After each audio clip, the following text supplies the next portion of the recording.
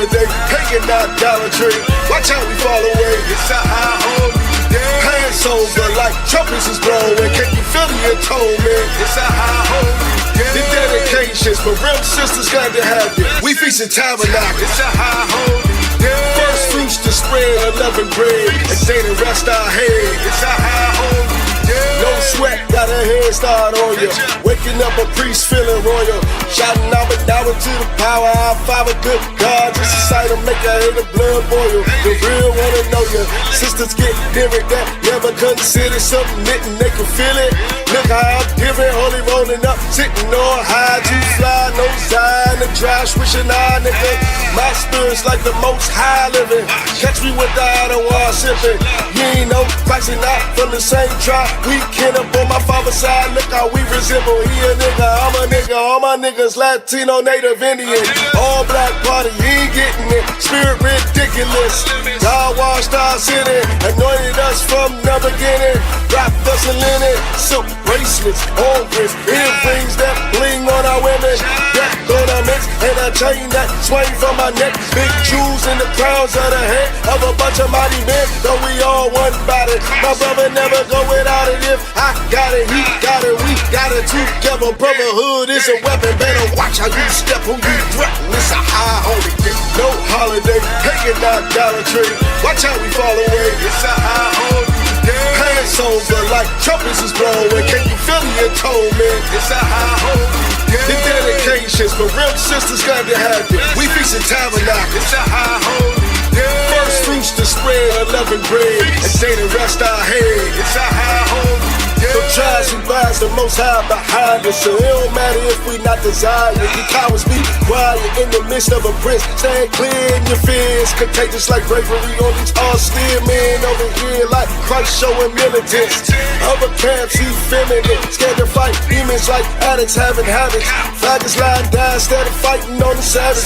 SHALAM Mike, Hebrew individualites, but they think they all fall in place and got saved some way. Maybe one day you'll see just how it feels, making 144 in my ears as I'm steering. To get daring, had no fear, man. Chatting out the side, he called me the wheel, man. Every day my zeal been up and stuck like my garments. I yacht, what they call me. I be like, hard on the wall and I'm on it. Just give me the order so I know what the Lord wants. Meanwhile, I take a straw drink with strawberry orange. All the warrior, be on the jacket and the phone page. Fist up, the union the Lord made. Get your kitchen ribs up, throw your fist up. Tell them what's your name. What's your name? What's your name? And they can't do shit at all. It's a high holy day, no holiday, pagan idolatry. Watch how we fall away. It's a high holy day. Hands over like trumpets is blowing. Can you feel the atonement? It's a high holy day. The dedications for real sisters got to have it. We feast in tabernacle. It's a high holy day. First fruits to spread unleavened bread, and day to rest our head. It's a high holy day. You see these high holy days, black man, Latino, and indigenous. These are the Lord's high holy days. These are your high holy days that you should be celebrating.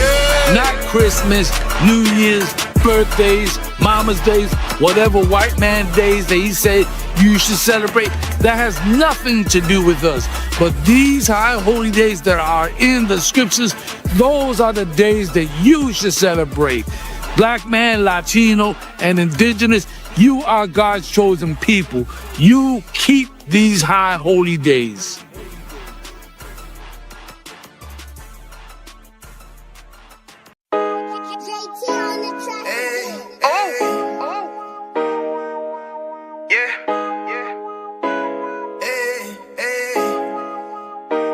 Fuck wrong with you, boy?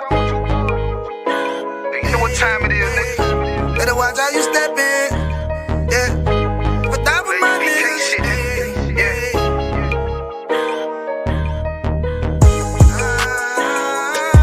I'm in it, yo. Got my nigga Rewan with me. But that was my niggas, it'll be an honor. You know what I'm saying? Under commanding General Yahanna.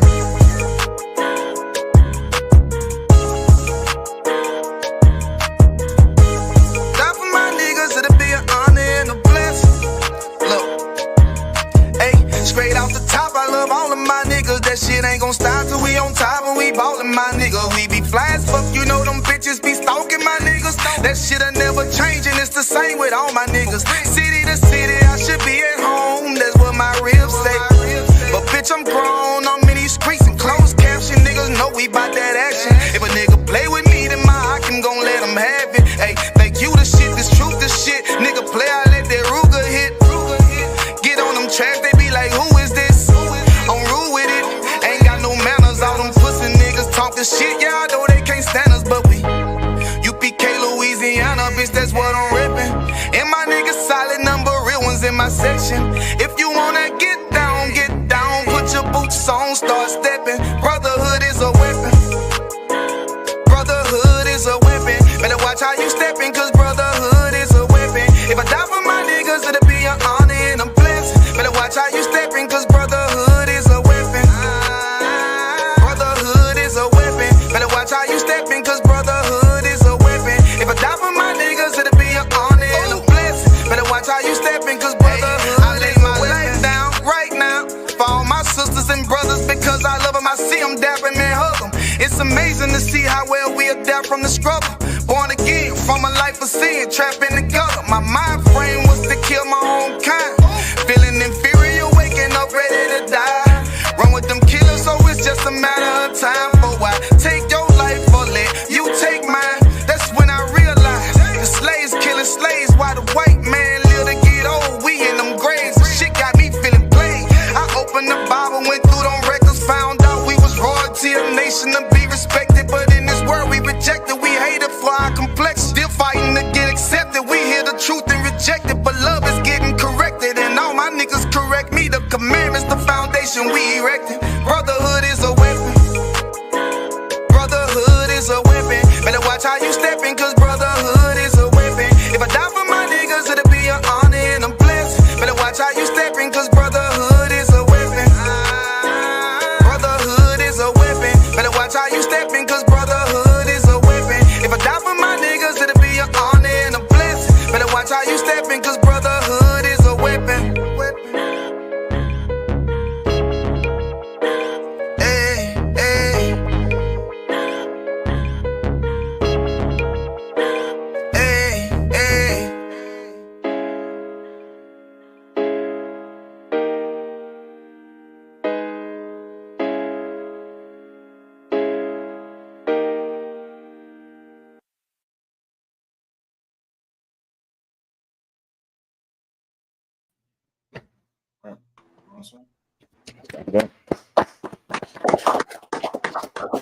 Yahawashi Shabbat Thumb, Yahawashi Martha Basham Yahawashi to all the brothers and sisters. I.S.U.P.K under Command General Yahanna, Washington, D.C. Tonight's scripture breakdown and law class in D.C. Type all your questions in. Get all your questions answered on anything you needed broken down. And of course, anything with the law, really anything in general. Where the class going to be focused on scripture breakdown and the law. Of course, when you type your questions in, you have a request that you put your location in. All right. So let's say I'm Fred. I need to get a breakdown on baptism. I'm from Phoenix, Arizona. That way I could get you the number to the school out there in Arizona, or wherever you are. There's going to be a school that's close to you. We damn near in every city, in every state, all over this world. Anywhere there's Blacks, Hispanics, and Native Indians, we definitely there. So just type it in, and we'll get you the number so you could call that school and get plugged in. Maybe even get down to the classes, depends on your location or what. All right, now is a time everybody had to jump in, everybody had to get in, because this world's spinning quickly. Y'all heard about that earthquake in off the coast of Russia this morning, right? You didn't hear about that, Bukash? Wow. Good night, boy. They say 8 point something on the Richter, tsunamis and shit. You know what I mean? I think Hawaii was on the tsunami watch for a great deal of the day. Because that ocean out there is just vast and wide. So there ain't nothing stopping them waves. Ain't nothing, that kinetic energy had to go away on its own. And usually that mean your house. You know what I mean? And usually that's what the hell that mean. So it's a lot happening, and a whole lot happening in this time. And I know a lot of people is confused about what's happening, not sure, half of our people are definitely terrified and scared. You come into the Israelite school at UPK. This is where you need to be to get that full understanding that you need for your own mental stability, if anything else. You know what I mean? For your own mental stability, you're gonna need it in this time. Like this is the time where wisdom and knowledge. Let me get that scripture too, please. Shapat. Let me get a wisdom and knowledge shall be the stability of your times, because we're living in some unstable times, some serious times. All right. So of course we're gonna again get your questions answered. Tonight we're definitely gonna go into a little bit of dishonor and how our leaders done failed our people in every aspect, everywhere we are. Our leaders done failed, our people. Tonight, of course, I'm gonna be, because we have Trinidad on the stream tonight as well. Trinidad just I think not celebrated but observed. What would this be? I think 20-something years of the coup. The last coup they had in 1990 was a full overthrow of the government.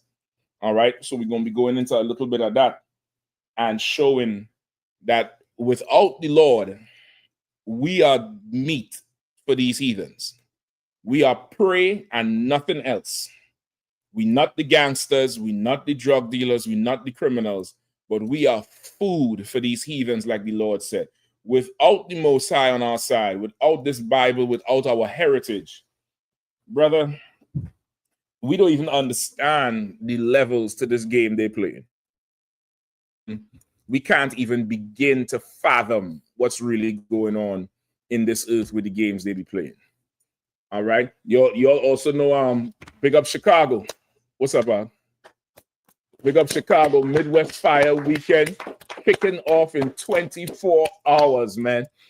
Get your fireproof gear. Get your fireproof coat from the fire marshals and them. Get your horn. Get them fireproof boots. I'm trying to tell you, it's going to be a hell of a time. Midwest Fire Weekend kicking off 24 hours from now. Countdown. T-23 and counting. All right, all the way down. They're going to be running it down. Scripture breakdown, John Mahyman. I think Friday they're doing some tour. It's Friday's the camp. What the itinerary for it? See if you can pull up the itinerary for it, please. All right, and just run it down. Midwest Fire Weekend, y'all check it out. Captain Marquardt always do it right, always do it good. Chicago is, always good. All the cookouts is always exceptional, extraordinary. The Brotherhood, seeing everybody come through. You know what I mean? When the Midwest for sure is about 8 cities coming together. Sometimes you'll have it in a different city, but I know that Chicago zone is rocking it. You have it? Okay. Run it down for me. Okay, sir. The Midwest Fire Weekend this weekend, July 31st through August the 3rd. And we got the headquarters cookout in Harlem, New York. Nah, not that. I'm talking about the itinerary for the Midwest Fire Weekend. Midwest Fire Weekend itinerary. All right. See, we should just check out the Chicago page. Let's see if we could get it. Other than that, if we have any questions in the room, I definitely rock with them now. All right. I have a question. Yeah, please. This stemmed from a joke, but really, I just want to know. Kulaki, do me a favor. Put them things. Shapat, grab them things there. I don't want nobody mistake that. That's for the giveaway, and whatever's in that tray, you could put it over there on that counter over there, if you don't mind. You can carry the whole tray over if it's easier for you. And just bring the tray back. All right. Or you could even leave the tray over there on that counter right next to that bowl with the paper. Just make sure it's not too close to the edge. Okay. And there's a second one. Isn't there 2 trays? Okay. Yeah, just use one. Just leave them right there in that one. Leave them in that one and use one tray right now. All right. You have another tray over there? Oh, Shapla, you just put everything together, boy. You was an Esau. We all look alike. You just put everybody in the party wagon and run with that shit. You ain't separate nobody out. I'm joking. All right, Bukwash, what you dealing with? Okay, kind of, sir. So it's like kind of a running joke that Guyanese are not Caribbeans. Guyanese, kind of, because they say they're not in the Caribbean Sea. Okay. So what's the other? This is arguments on your side. Oh, my side. Oh, the shit. So we separate now, huh, Bukwash? Bukwash is like, you niggas deal with that yourself, nigga. Goddamn, Bukwash. Shit, I thought we was homies. I thought we were friends. I see the truth. Home of the truth. The truth came out. Huh, Bukwash? Bukwash said that's on your side, nigga. All right. No sweat, Bukwash. Well, on our side, we say, you know, goddamn shit. You might want to type your question to mine. You're talking and just separating the tribes out. Go ahead. So Slack. So it's like the South, they say Florida is not the South. Mm-hmm. And then they say Guyanese is not Caribbean. Okay, who's the they? That's what you have to look at. Who's the they? Niggas. I mean, them niggas is a lot of people. Concert. Yeah, I mean, so who you have to look at who's the they. Most Caribbean people would, you know, definitely acknowledge that Guyana is part of the Caribbean because they definitely, okay, I wouldn't say definitely, but I don't think Asha and who's the other one, Naphtali, looks at Guyana as South America. You get the point? I don't think they look at this as the same way, even though it's in South America, right? So but it's not part of when you look at, you know, I guess this, you know, certain things with South America, like with sports and stuff, Guyana don't fall in the South America thing. You get the point? Oh. Now the day is important because where something is located or who is there is very relative. To somebody living in Boston, Florida is south. To somebody living in Chicago, Florida is south. Now, to somebody living in Texas, Florida is not south. You get the point? Somebody living in, you know, Louisiana, Florida may not be south to them. You get the point? Because to them, it's like, you know, it's down there like, if you ain't from New York City, you really ain't from New York. I know you understand what I'm talking about, Bukwash, because you from New York City, right? And you discriminate against anybody in outside the 5 boroughs. Just confess, Ak. It's okay. We the center of the world. That's what I'm saying. That's what all I'm asking you to do is just own up to your shit, Ak. Don't come in here and play all, you know, truthful and coy. Just own up to it, Ak. Just say, all right, yeah, you know, New York run the whole thing, and that's fine. It's very relative. It's a relative thing. Most people who would, you know, try to say that Guyana is not part of the Caribbean, they really don't understand. They don't understand enough to even talk about it. You get the point? Is they just don't understand enough of it. I'm trying to give you a good example of it for you to really get it. I can't. None is coming to mind now. Maybe U.S. Virgin Islands. Is U.S. Virgin Islands part of America? Maybe that's not a good example because they're not considered like a territory like or are they like Hawaii and Puerto Rico? U.S. Virgin Islands is considered that. Okay, so now if I say U.S. Virgin Islands ain't really America, how the people in U.S. Virgin Islands are going to look at it? How are they going to look at it? They are part of America if that's the case. If they are a territory, you get the point? So now on the flip side with Guyana, it's more so the culture and the people. You understand? The culture and the people. Guyana has long been considered Caribbean because there's a lot of Benjamites that live there, right? Guyana is made up of Benjamin, the native people, which would be Asha and some Naphtali, and a large group of East Indians. A very large group of East Indians. I think Guyana is run by an East Indian, if I'm not mistaken. Just look up the population, the breakdown, the distribution of Guyana. Well, that was my question. Mm-hmm. Are they Benjamin or Asher or Naphtali? Okay, for our intents and purposes, Guyana is Benjamin, right? Guyana is Benjamin. And Guyana is Benjamin like Trinidad is Benjamin, even though the majority population in Trinidad is East Indian. You get the point? right? It's you have to look at you know the again who's asking and who's saying this is the context of it, right? A lot of people think just because they're from the island that they Caribbean, like Nicki Minaj. They think Nicki Minaj is a Benjamite. They'll say she's West Indian, and she's not. She's really West Indian if you look at it. She's really Indian in the West. You get the point? But she's not a Benjamite. You understand? So now Guyana would be in the same way. You know, even though it's not an island, Guyana is part of the tribe of Benjamin. You get it? What's the breakdown? The Indo-Guyanese is 40%, Afro-Guyanese is 30%, and the remaining 30% is Indigenous. So the Indo-Guyanese, which is the East Indians, which is Elam, is the majority. They're the majority population. And why are they the majority population? Who knows why?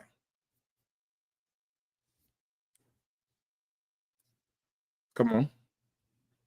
Because they did the same thing what they did with Trinidad and brought all those Indians in. But out of 100, 40% is less than half. So why are they still the majority? Because you got two other tribes there. So if there's two tribes and they won, why are they the majority? You said it earlier, though. You said it earlier. The answer is right there, what you said earlier. Because they divided us. You divided us. Hell, you just said that was your problem. You just said that's y'all over there. Did he not say that? Did he not say that's your problem? And that's really why. Because really, Israel is 60% of the island. You get the point? Or at least, or close to 60% of the island. They 40. How are they in charge? Because we are separate. We separate even though we live right there. We're not together as one. We're segregated, which is, you know, all going to what we're going to go into tonight with the corruption and the power that these heathens run over us, and our leaders join in with it. You get the point? Even though we're there and together we would be the majority. Together for sure. If you have a 30% base of what they call indigenous or the native people, which is ridiculous. How could there be 30% of the people who was here first? That's a ridiculous thing. You understand?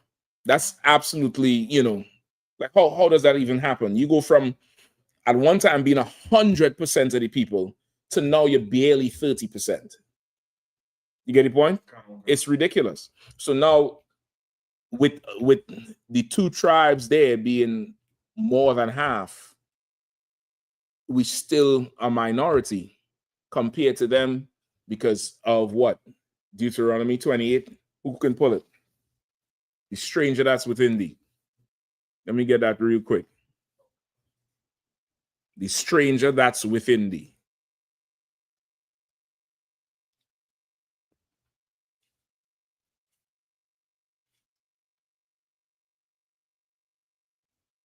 All right. Give me Deuteronomy 28. Come, sir. Go ahead. You have it, Matthew? Come. 43. Come, sir. Please, This is the book of Deuteronomy, chapter 28, verse 43. The stranger that is within thee shall get up above thee very high, and thou shalt come down very low. Right? That's what was prophesied, you know, over 2,000 years ago, damn near 4,000, 5,000 years ago. That the stranger that's within thee, which is the East Indian, which is Elam, shall get above thee very high, and thou shalt come down very low. And that's the condition of us damn near everywhere we live. The strangers get above us very high. They come in where damn near either below us or on the same level. Or that's the base. And then they get up above us, but not just above us, they get up very high over us to the point where they run in the country, right? That El Salvador, that prison down there in El Salvador that they're running, it's some Arab running the damn country. It ain't even a Zebulonite. You get the point? And it ain't even Zabalawan running the country, it's some Arab running the country. And they say he's so popular in El Salvador and they like him and this and that. But he's a stranger. Same thing in Mexico. There's some Jewish woman running Mexico. It ain't Issachar running Mexico. And it's because we're separated amongst ourselves. We're not together enough. Because you could never go to United Arab Emirates and be a mayor in some town down there. You could never go. You can't even run a county somewhere down there. You can't do none of that mess up. You can't go to Dubai or Qatar and run for and be the prime minister down there. How the hell that happening? Much less be 40% of the population and you the majority. How does that even happen? It only happens to us because we're the chosen people of the Lord. We're the 12 tribes of Israel. You get the point? Read on, Matthew, please. Khan, verse 44. He shall lend to thee, and thou shalt not lend to him. He shall, go ahead. Khan. He shall be the head, and thou shalt be the tail. And that's what it is. He's the head, he's in charge, he's the prime minister, he's the president, he's the leader, he's the chancellor, he's everything above you. He's the head, and you shall be the tail. You're going to be the minority. He's going to be the majority. He's going to be in charge, and you're going to be not in charge. He's going to be in charge, and you're going to be charged by him. And that's what's going on in Guyana. You get the point? And that's the proof the Guyanese are the 12 tribes of Israel. You get the point? Now, as far as people saying they're not, what do they say? They're not Caribbean. Then what are they? That's the question I would ask anybody else. If they're saying, well, Guyana is not part of the Caribbean, then what part is Guyana of? Just you tell me. Go ahead. I heard them say that they're South America. I will take that. South America is part of the 12 tribes. You get the point? Now, again, the person who is saying it, you really want to task them because they're saying it for a motive. Either they're saying it to separate Guyana from the Caribbean, and you want to know why. Why you want to separate Guyana from the Caribbean? How come Guyana is not part of the Caribbean? How come it's not part of the tribe of Benjamin? You got to explain that to me. Why is Guyana not part of it? If it's purely geographical, I understand what you're saying. In theory, it's on the continent, so it's South American. But is it? Is it part of the South American culture? Is it part of the South American governments? Is it part of the South American experience? It's not. There's other I'm coming to you. There's other countries there in South America. Suriname, I think, is right at the top of South America. Is that considered part of it? Are the brothers and sisters there considered, part of it? Who else we have? We have some other people there. We have French Guyana. You have Guyana and you have French Guyana right under it. You can pull up a map too. French Guyana is right under it. Somebody else I'm missing. Not Martinique. It might be just French Guyana. I think there's somebody else right at the top there where Suriname is. Curacao. If Curacao is not part of it right there, I think Curacao is just a little island just off the coast of it, just like Trinidad. Trinidad is ridiculously close to South America, where damn near, if we that close, why isn't Trinidad considered South America? If that's the case, you get the point? So now you really had to look at the person who is saying that statement, and you had to examine them. Why? Why are you trying to separate Guyana? Why is Guyana not considered? Is it just some silly, riff talk like, who has the best curry? I tend to not even give a damn about none of that shit. That shit is just beyond me. Like, I'm gonna bring something out tonight, brother, and you will loathe the next curry argument, brother. I found out something today that I damn near fainted at. It's still in my chest, and I could feel every breath I take. It's like it's weakening me to even think about the shit, brother. We don't even understand this game Esau is playing. We nowhere close in the realm of it. We really don't. We lost in the source. You have no idea. Remember that a few weeks ago, the whole thing with Iran, with Britain taking all the slave money and investing it in Iran for the oil? Brother, I found on something else that's going to floor you. It's going to floor you. So you all hold on to your seats down there. I'm trying to tell you. You might go burn down the town after this one. You might just go let everything loose. All right, but Guyana is definitely part of the 12 tribes, and most definitely the tribe of Benjamin. It's considered the tribe of Benjamin.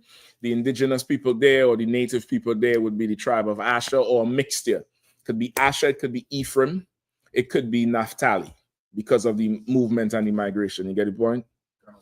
Trinidad has a significant portion of native people as well. So to say exactly who they are, because of location, you could assume they're Asher. You get the point? But their cultural ways, they hold on to it like how Gad and Reuben here holds on to it. You understand? With the culture they have and the feathers, the way they dress, they hold on to it very, very much like that. So they could be Naphtali, they could be from Peru. It's very similar to how them the cultural Peruvians would carry it. So who knows exactly where they're from, but we know that the 12 tribes, because they was part of those islands first. You get the point? Was there any more? Salaki, go ahead. Like, I'm saying, like, whoever was saying it seemed to be just carnal, going off the landmass, where it's like, this ain't biblical times and everybody got different names now. But when, you know, us knowing about the 12 tribes, you know what I'm saying, the people that are right there, you know, so we identify them with as Benjamin. So, you know what I'm saying, Yeah. like, just them being there, we not looking at it like they not the Caribbean, because everybody else in Benjamin is in the Caribbean. You know what I mean? Yep. And it's just like, you know, people who saying that they just don't know about the 12 tribes and who's really sitting right there on that land. Like when people conquer the place, like say the French had conquered right there. That's French land. That's part of France. You know, And it is. Benjamin lives there. No, but it is like Martinique, Guadeloupe, and French Guyana. They're not Caribbean states, you know. You born there, you get a French passport. You understand? You considered part of France, right? You ain't getting no Martinique passport. What the hell is that? That don't exist. You understand? So what you're saying is right there. So you got to look beyond that. That's what I say. It depends on the person who's saying it. You got to find out why they're saying it. A lot of people, because just the culture of not really looking outside where you come from, a lot of people confuse Guyana with Ghana. Just for saying Ghanaian and Guyanese, they botch it up and think it's the same place. Maybe that's why. That's why you had to find out. Guyana is definitely not Ghana. That shit, you know. I don't know what they're doing over there in Fufu land. But we ain't want no parts of Burna Boy and that bullshit. After I found some tapes, I just sent it to UK with Burna Boy admitting he never wanted to be Nigerian. He always wanted to be Jamaican. He wouldn't tell nobody he was Nigerian because he was ashamed of it when he was young. Culture vulture. Shayo. All right, let's go. What else we have? Go ahead. There's a question online from Abin. He says Deuteronomy 28:68. What does it mean by no one will buy you? All right, let's get it. Let's read it first. Let's pull it up, all right? Khan. This is the book of Deuteronomy, chapter 28, verse 68. And the Lord shall bring thee into Egypt again with ships, by the way whereof I spake unto thee. Thou shalt see it no more again. And there ye shall be sold unto your enemies for bondmen and bondwomen, and no man shall buy you. All right. So this is a prophecy that Moses gave to the 12 tribes of Israel from the Lord, that if we were to disobey him again after coming out of Egypt, after being delivered from Egypt, that the Lord was going to put us into bondage, into captivity again, a second time. And there we would be sold for bondmen and bondwomen, slave men and slave women would be sold to our enemies, which is the Bible calls the white man your enemy. The Bible, God calls the oppressor your enemy. Put that in your critical race theory pipe and smoke it. That's your enemy, according to God. You mightn't think so. It's like a parent telling a child, hey, that friend you have, they ain't no good. They don't mean well for you. No, that's my homie. That's my homie until you're calling from jail. or you're calling to get an Uber sent to you, 5 miles west of Bumfuck somewhere. You don't even know where the hell you at. Well, what do you see? I see a gas station. Well, where is it? I don't know. You got to figure out to sunrise so they get your phone charged to figure out where you at. It's similar to that. And the Lord calling the oppressor your enemy, you don't want to hear it. We were sold to our enemies for slave men and slave women, and we will not see our land again. That's why I say, by the way whereof I tell you this, you will not see it no more. Around the way, around this way, where I tell you this is going to happen, you're not going to see your homeland again.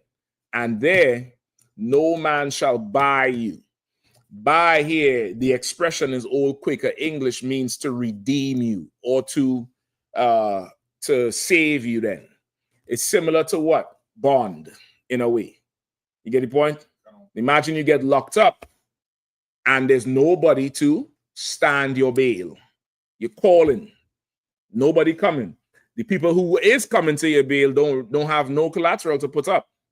There's nobody to buy you out of that prison. Nobody to save you. Nobody to redeem you out. Save who? Our King Yahushua. You get the point? There no man shall buy you, meaning the hand of man can't take you out of this captivity. This captivity we in, you could look up how much you want. You could, whatever. You form alliances and what is called them thing, allies. You could join the political sphere. You could join the criminal sphere. You could do whatever you want. The hand of man, there's no man is going to be able to take you out of this. No man will ever be able to pay the price required to get us out of captivity. The price required is you putting that old man away. You want to get out of this damn prison? You want to get out of the cell? You're going to have to kill your old man and become brand new and follow Christ. Go ahead. Sir, that's direct cut to the Jewish man because America and Great Britain got him out of it. And they're buying him. Right. They're buying the state of Israel. They're buying them. Listen, they're buying Palestine.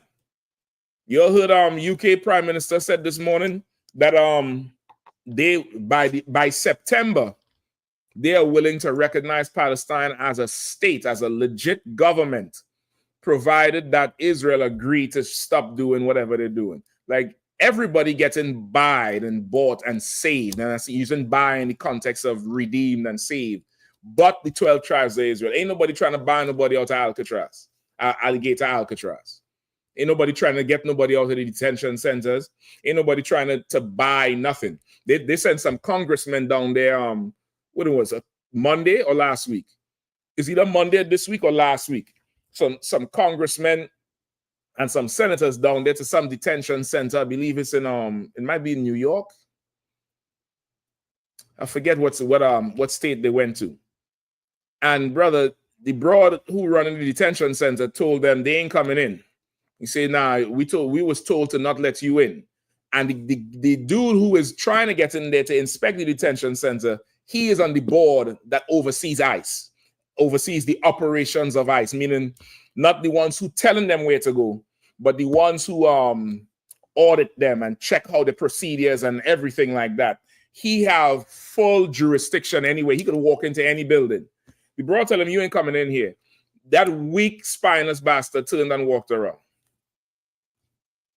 I don't understand. If they're not learning from their adversaries, you see how Trump and them move? Who's moving like that from the other side? Who's saying, well, listen, you're going to lock me up. Move aside, woman. Move aside. I need to see what's going on in here. Nobody's moving like that for us. But for the heathens, there's plenty men to buy to save them. There's plenty people to save the South Sudanese. There's plenty of people to save the Hawaiians when that tsunami hit, or the coast of Russia or Japan. There's plenty of people who will go in and save the Palestinians or the Ukrainians. But there's nobody who will spend a red cent, much less give their life for the 12 tribes of Israel, but our King Yahushua. Like we getting out of this captivity by the hand of God and not the hand of man. That's what it means. And no man shall buy you, meaning no man is going to be able to get you out of this captivity at all. At all. You're gonna sit here in this thing until God decides he's had enough.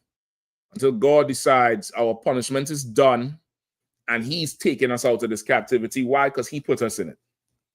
He put us in it. All right. I hope that answers the question. Who just asking? It was a person named Ben. Okay. And then there's another question from Kalatiga. It says, Salaki, sir. Ben, just type in what city and state you're from, please, so we could get you that number.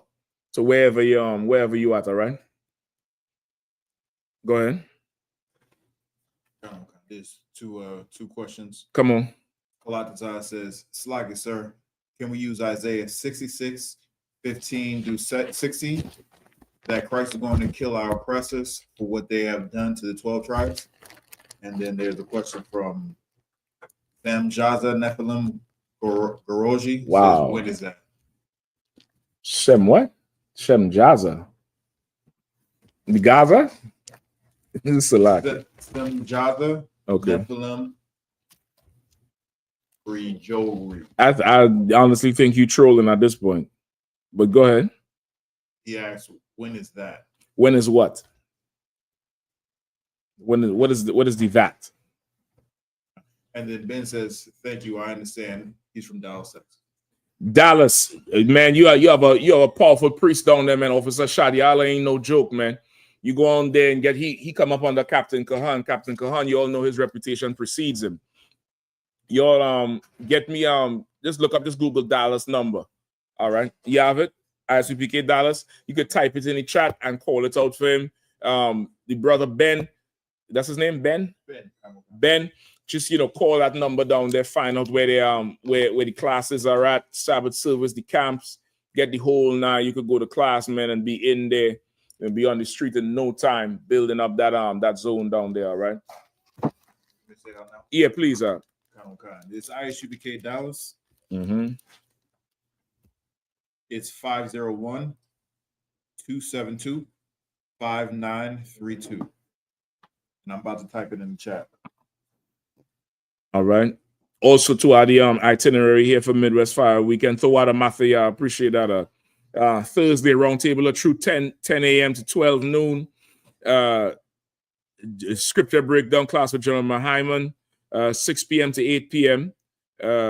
What else we are? Game night from 10 p.m. until Friday, August 1st. Felony expungement and gun restoration. That's from 10 a.m. to 4 p.m. all day long, man. Come and get your shit. Come and get your paper straight. From 7 p.m., Command and Journey Yahanna going to be doing a lecture at the school, man. 7 p.m., man. 7 p.m. to 9 p.m. Make sure you go check it out. After that, we have late night activity from 10 p.m. until Saturday, August 2nd. They're doing a food drive, Little Village clothes and food giveaway from 11 a.m. to 1 p.m. And we have that's at the Federal Bank in Pulaski. Then you have the day party. The time going to be announced. And then you have late night activity from 10 p.m. until Sunday, August 3rd is the Black and Brown Cookout, Black and Brown Unity Cookout from 11 a.m. to 7 p.m. South Avenue, 10,001 South Avenue, Chicago, man. Y'all go check it out, man. 4 power pack days, big weekend down there, Midwest Fire Weekend kicking off in less than 24 hours. Y'all check it out. All right. If you have any questions, contact your camp leader, of course. All right. Where we at, Bakwash? Isaiah 66. All right. Shabbat's lucky. Listen, he busy right now, but he gonna get it. He gonna get it.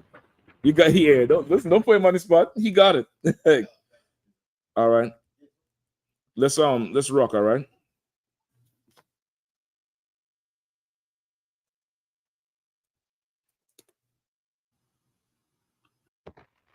What we have now. Isaiah 66 and Let's get Isaiah 66 and 15. All right. Come. 15 and what? 15 and 16. Isaiah 66. 15 and 16. Solid. Come. This is the book of Isaiah, chapter 66, verse 15. For, behold, the Lord will come with fire, and with his chariots like a whirlwind, to render his anger with fury, and his rebuke with flames of fire. Verse 16, for by fire and by his sword will the Lord plead with all flesh, and the slain of the Lord shall be many. 66 and 15, right? Hold on. Read it one more time. Khan. This is the book of Isaiah, chapter 66. Verse like, what did he want? A full breakdown, or he had a specific question? There's a specific question. He says, like, sir, can we use Isaiah 66, 15 through 16, that Christ is going to kill our oppressors for what they have done to the 12 tribes? Okay. Khan. Verse 15.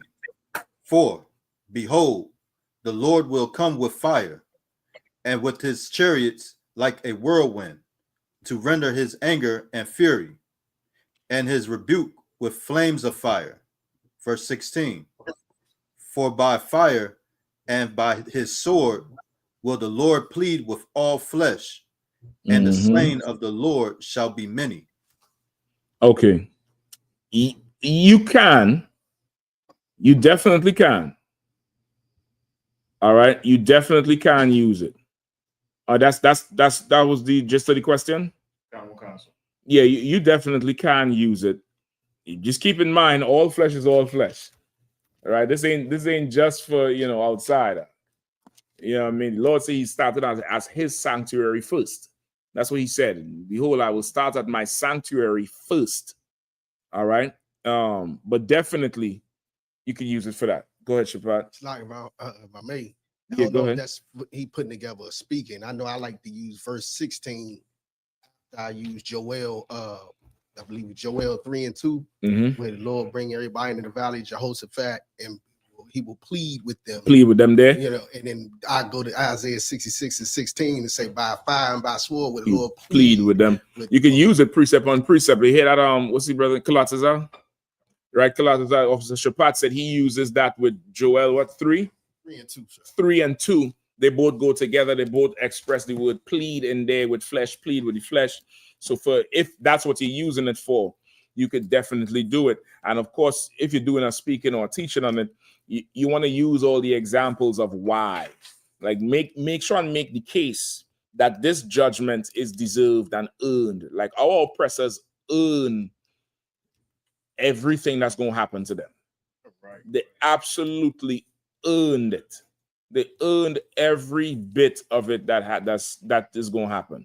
They're going to drink of this cup down to the dregs. That's what the Lord said. Down to the dregs, they're going to drink of it.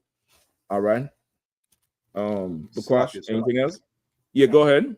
If I may, Salakia, Isaiah chapter 27 and 1, would this be a precept for it too as well? Now let me hear. Okay, Khan. This is the book of Isaiah chapter 27, verse 1. Let's see if I can get it single. Go ahead, brother, please. In that day, the Lord with his sword and great Salakia. In that day, the Lord with his sword and great and strong sword shall punish Leviathan and piercing serpent, even Leviathan, that crooked serpent, and he shall slay the dragon that is in the sea. Okay.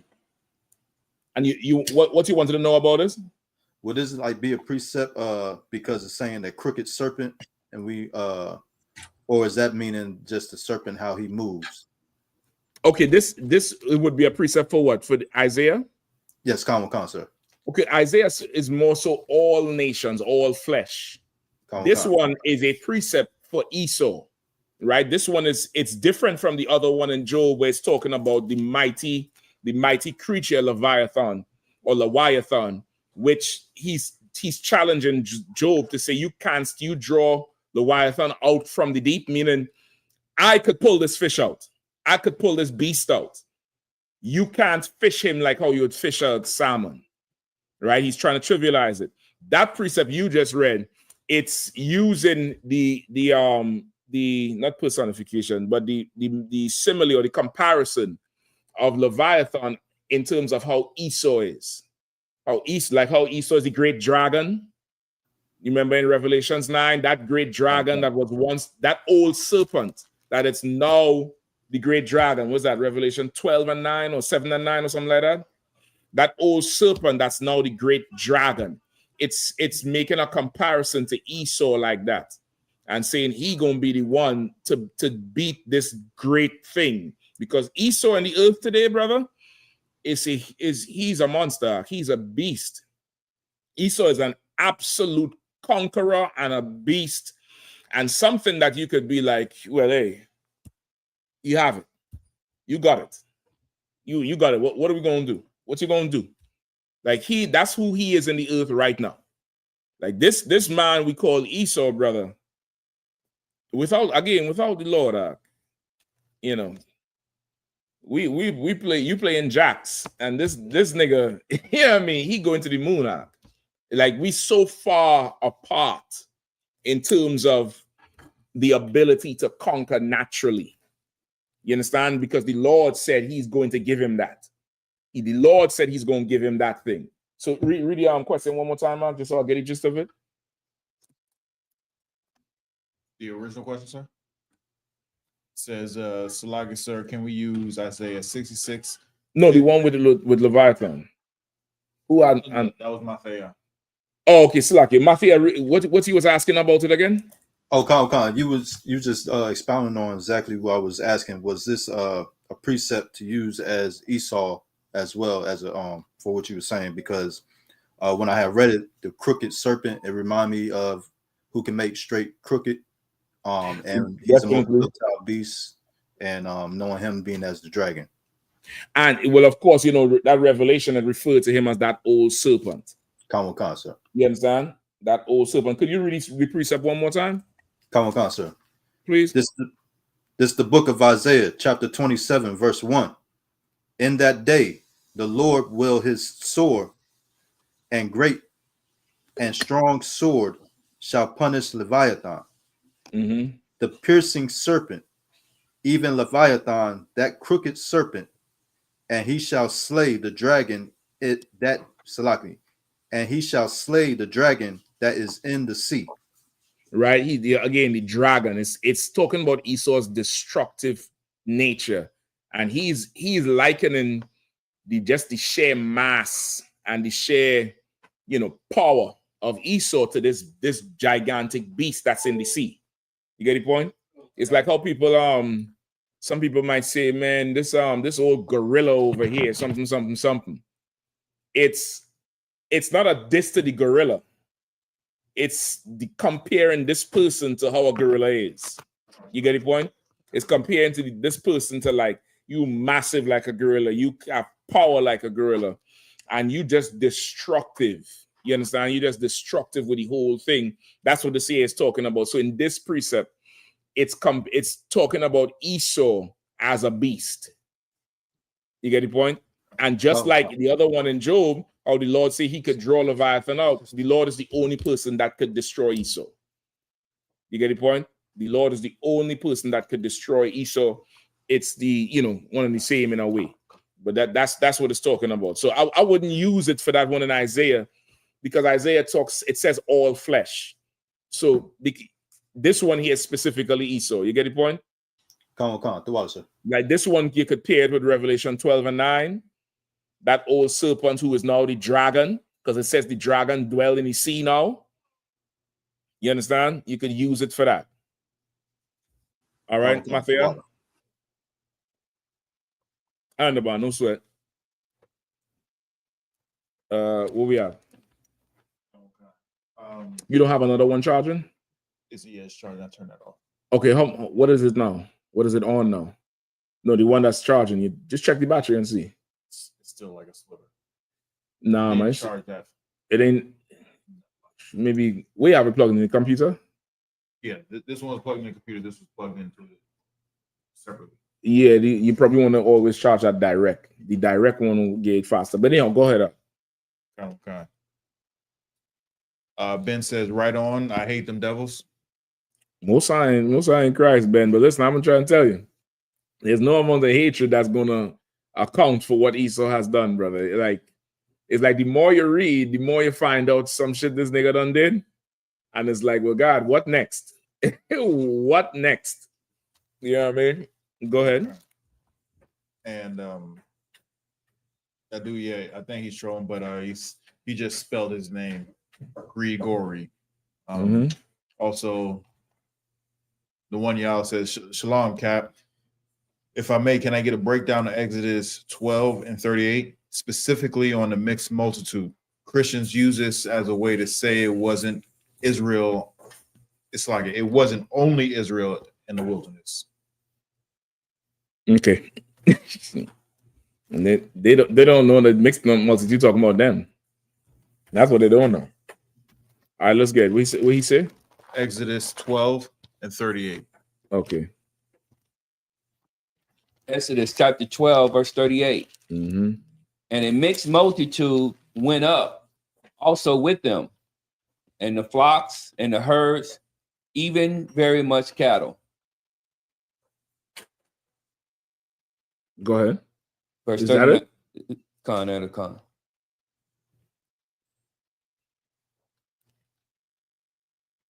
Go ahead. Verse 39. And they baked unleavened cakes of dough, which they brought forth out of Egypt, for it was not leavened, because they were thrust out of Egypt and could not tarry, neither had they prepared for themselves any victual. Okay. Skip me up to 34. Verse 34. And the people took their dough before it was leavened, their kneading trough being bound up in their cloths upon their shoulders. Mm-hmm. And the children of Israel did according to the work. That's where you get us having the unleavened bread from, because of course they had to depart with haste. They couldn't wait for that bread to rise. They took their dough, which was unleavened. Go ahead. And the children of Israel did according to the word of Moses. Mm-hmm. And they borrowed of the Egyptians jewels of silver and jewels of gold and raiment. Shapat, you didn't drop this back. It's one more. Yeah. Go ahead, Leviathan. Let me know if you also feel warm too. All right, please. Verse 36. And the Lord gave the people favor in the sight of the Egyptians, so that they lent unto them such things as they required. And they spoiled the Egyptians. And they spoiled the Egyptians. All right, go ahead. And the children of Israel journeyed from the Ramses to the Succoth, about 600,000 on foot. There were men beside children. So this was a mass. That's what's called Exodus, which is a movement of a massive amount of people. This ain't, this ain't migration. This is something else. 600,000 men, not the women and children. You get the point? You damn near, to get a real grasp of this, you damn near had to multiply it by 4 if you really want to understand what it is. You get the point? Because why? Come on. Children, women, old people. Yeah, definitely. But just to get a little average, it's going to be way more than that anyway. But if it's men, you had the wife and let's say 2 kids, right? So you damn near take that to 4. That's like 2.4 million people at least moving, which probably is way more than that anyway, because we not into, Esau to say what? What's this? A 3-bedroom, 2-bathroom house with 2.5 kids. Fuck is 0.5 of a child. I don't get it. Or 1.5 kids if you're in China. Like, we are not that type of people. We the type of people that come from, parents who had, 12, 13 kids, and about 3 of them died. Right. Before they got the 12 or within the 12. So they would have had 15. You get the point? Right. We come from that type of people. So we talking about a few million people moving through. And you could imagine coming out of an empire that don't get flattened by the Lord. Now you see Esau is like, y'all can't come in here. Amalek is like, nope, we're not letting y'all in here. This ain't, 50,000 people that need refuge. This ain't the Palestinians. This is a few million people on foot coming towards your city. Imagine you wake up one time morning, you go out on the in the tower, and the whole land is just covered with something. You don't know what the hell it is. And they're coming to your city. You're going to send a rider out. You're going to, hey, wake up the rider. Send that nigga out there. Tell them niggas go left. Turn them niggas. Tell them something in the sand. Whatever it is. It's you know, it's a lot of people that was moving through. You get the point? But all throughout is Israel. The children of Israel, the children of Israel. Right? Give me 38 now. Verse 38. And a mixed multitude went up also with them. And flocks and herds, even very much cattle. And the mixed multitude. So now people like to say that heathens got, you know, left with Israel as well. The mixed multitude here is not what you think the mixed multitude is. You think mixed multitude is heathens because in your church, it's, you know, a ton of heathens up in there. And in your church, it's still not a mixed multitude because there's no mixing in your church. White people stay separate, black people stay separate. They said there's a saying that Sunday mornings is the most segregated hour in America because white people go to church separate from black people. Right. White people learn a different Christianity than black people. You get the point? So how could now you trying to say the Lord has some mixed multitude of everybody together when you not even mixed in your multitude? Your multitude is very much separate. You want your preacher good and nigger black. How do I know? Because you took Eddie Long back. You took them Jamal Bryant, all them ones who stealing money. The one in New York, remember the one in New York who scamming everybody? They came in there with a gun and try to stick him up, and that nigga come back, he gonna build a strong church. You get the point? Like you wouldn't even mix your own multitude. Why are you trying to mix the Lord's multitude? This is not what this is talking about here. The mixed multitude here is talking about those people who would follow Moses and those people who wanted to go back. Those people who wanted to go back to Egypt. That's your mixed multitude. The mixed multitude is those who sided with Dathan and Korah and them to build that golden calf. That's your mixed multitude. Those are those people who would find that for me too, where they fantasize about the leeks and the onions, boy. You read that thing there, brother. If you're a chef, you know you it's like, boy, the leeks and the onions. Hold on. I might be spelling leeks wrong. How do you spell leeks? Okay. Numbers 11 and 5. You might have to start a little bit higher up.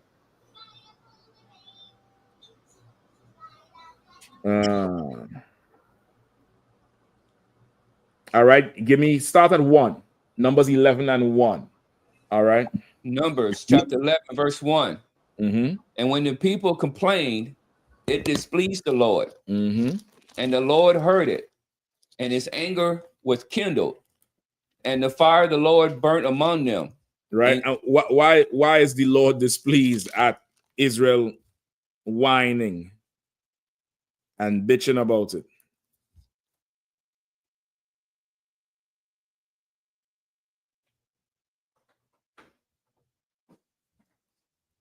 Why is the Lord displeased? Go ahead. Just so you know, the people was complaining about manna, right? The manna is what? The grain that the Lord caused to blow across and just stack overnight damn near for them, right? For us. We came out of Egypt after being in the wilderness for a few days. Our people is not, what's the word? We're not living in convenience enough. You understand? There's not enough convenience. It's like I'm trying to take it back to a time where maybe COVID might be the closest thing. Maybe COVID, where you couldn't really get what you wanted. You couldn't get your hands on what you wanted enough.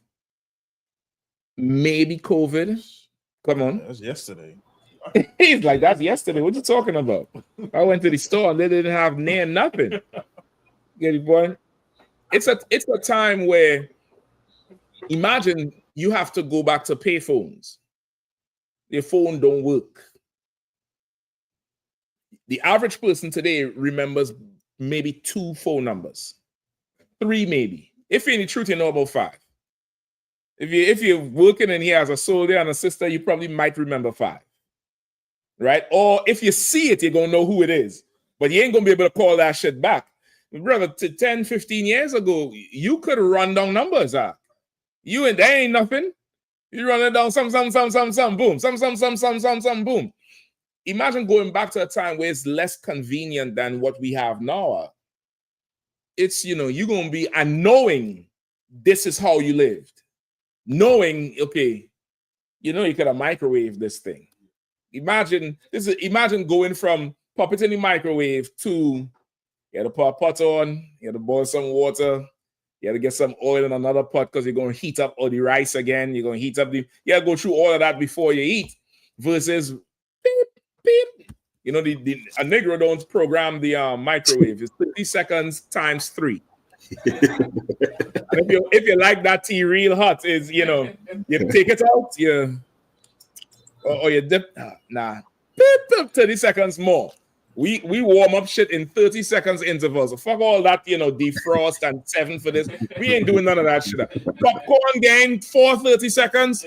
Your plate gain 1.5. The tea is variable, depends on your taste. But we is 30-second microwave. You just give a nigga a damn microwave with one button, 30 seconds. And that's it. We don't need nothing else. You save all them, defrost, lamb shit. We cooking lamb in there any goddamn way. Fucking putting that in there for fish, eggs. Who the fuck doing that shit? The grill is for that. Right? That's to warm up the shit that was on the grill that went to the fridge. Right. Go ahead. If I may. Go ahead, because Chip hit me back here one time. I think I was premature this damn fine. Couple concepts. Yeah, one. What you saying is bringing back some memories. I remember me and my siblings, we hated going to my pop's mom house, our grandma's house, because like you said, we had a certain level of independence at our own home because we were taught how to work the things that made life convenient. But right. Going to my grandma's house, everything was, you had to boil a pot of water and take it to the tub. Yeah.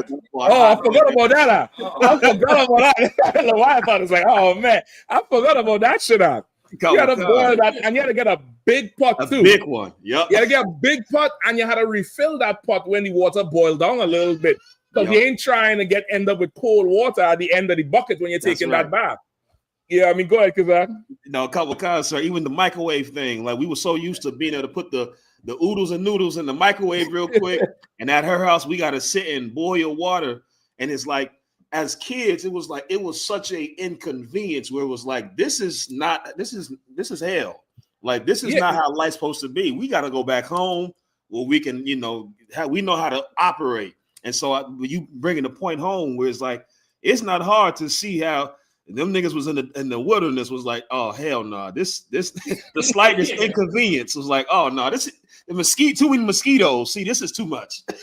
It's too much. Listen, I guarantee you, they go to the back of the multitude of Israel and looking for Pharaoh horse. Say, hey, any type of Pharaoh horse today? Nah, but we're going back 6 o'clock. Pharaoh got to be coming for us.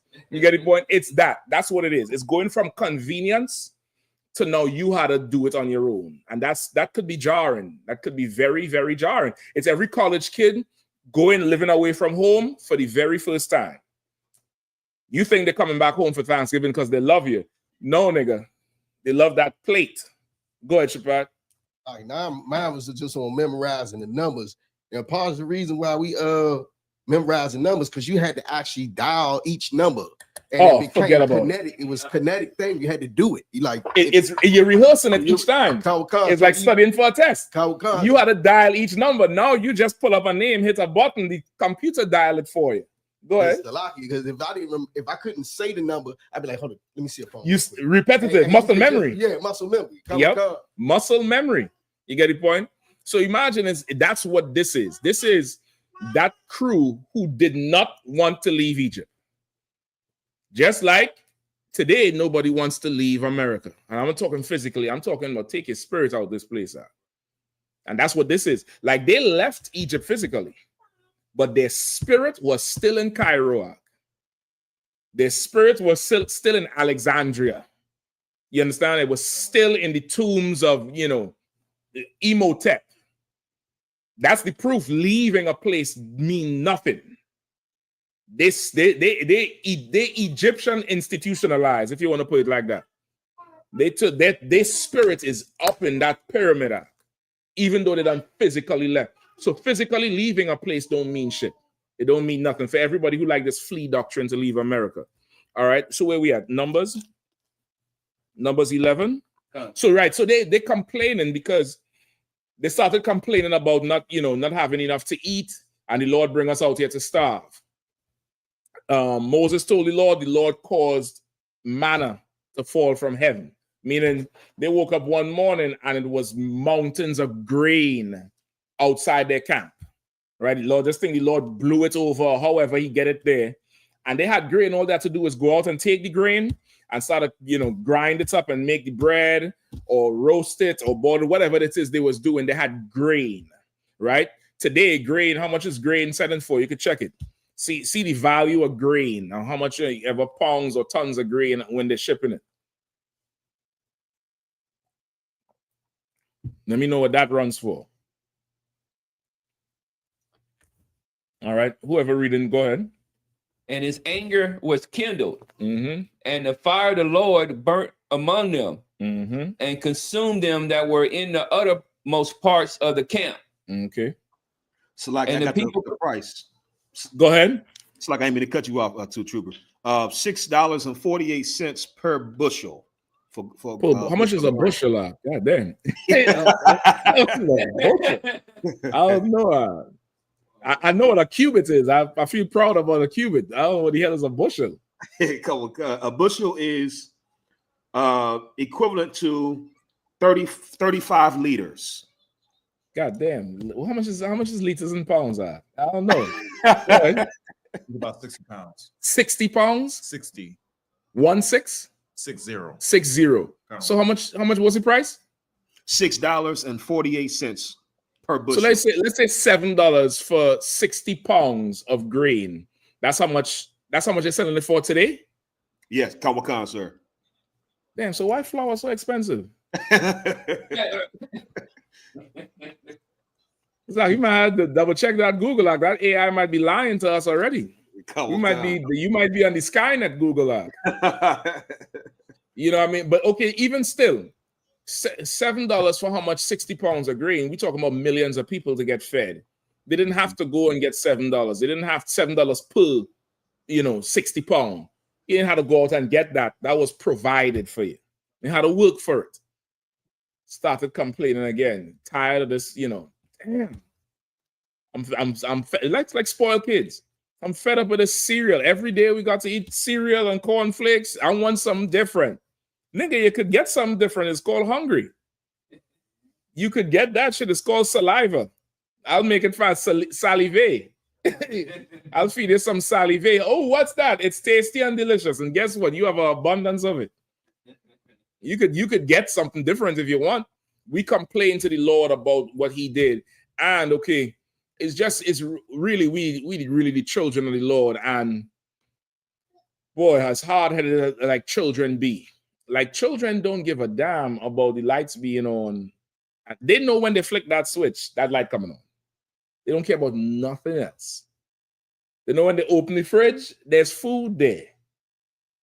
They so know it's magic. They close the fridge and open it back, expecting it to see something they didn't see the first time. That's how powerful being a parent and a provider is. In their mind, I open the fridge. And they think that 5 seconds mean you don't put something in there. It got to be, or else why the hell you opening the fridge again? Right or wrong? Brother, the Lord just slaughtered an entire kingdom for us. An empire. Not no fly-by night, not no, he ain't push some little corner boy off the damn corner, He took down everybody, the plug, the distribution, everybody gone. And we got something to say about some manna. Boy, I don't treat manna like bubble gum, treat them shrimp. It'll be jerk manna, curry manna, manna kebab, manna barbecue, manna T-bone steak manna. Yeah, I mean, manna ice cream. You'll be getting everything out. You get the point? Like we started to complain, and the Lord was angry with it, with us about it. Keep going.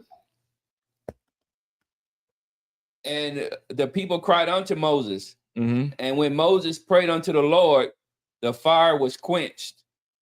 And he called the name of the place Taberah, because the fire of the Lord burnt among them. Go ahead.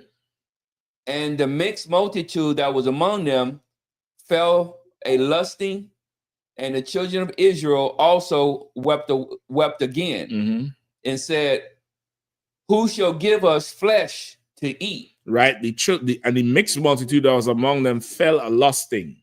The children of Israel didn't, meaning the children of Israel is the ones who follow after the Lord. Right. The mixed multitude is the children of Israel by blood who does not follow after the Lord. They just got out of Egypt by association. That's all. They just got out of Egypt, you know. They got a little DEI thing going on. They got out of Egypt just because, just because they was black. That's basically it. Today, a mixed multitude would be them same Christian preachers who you're trying to cut.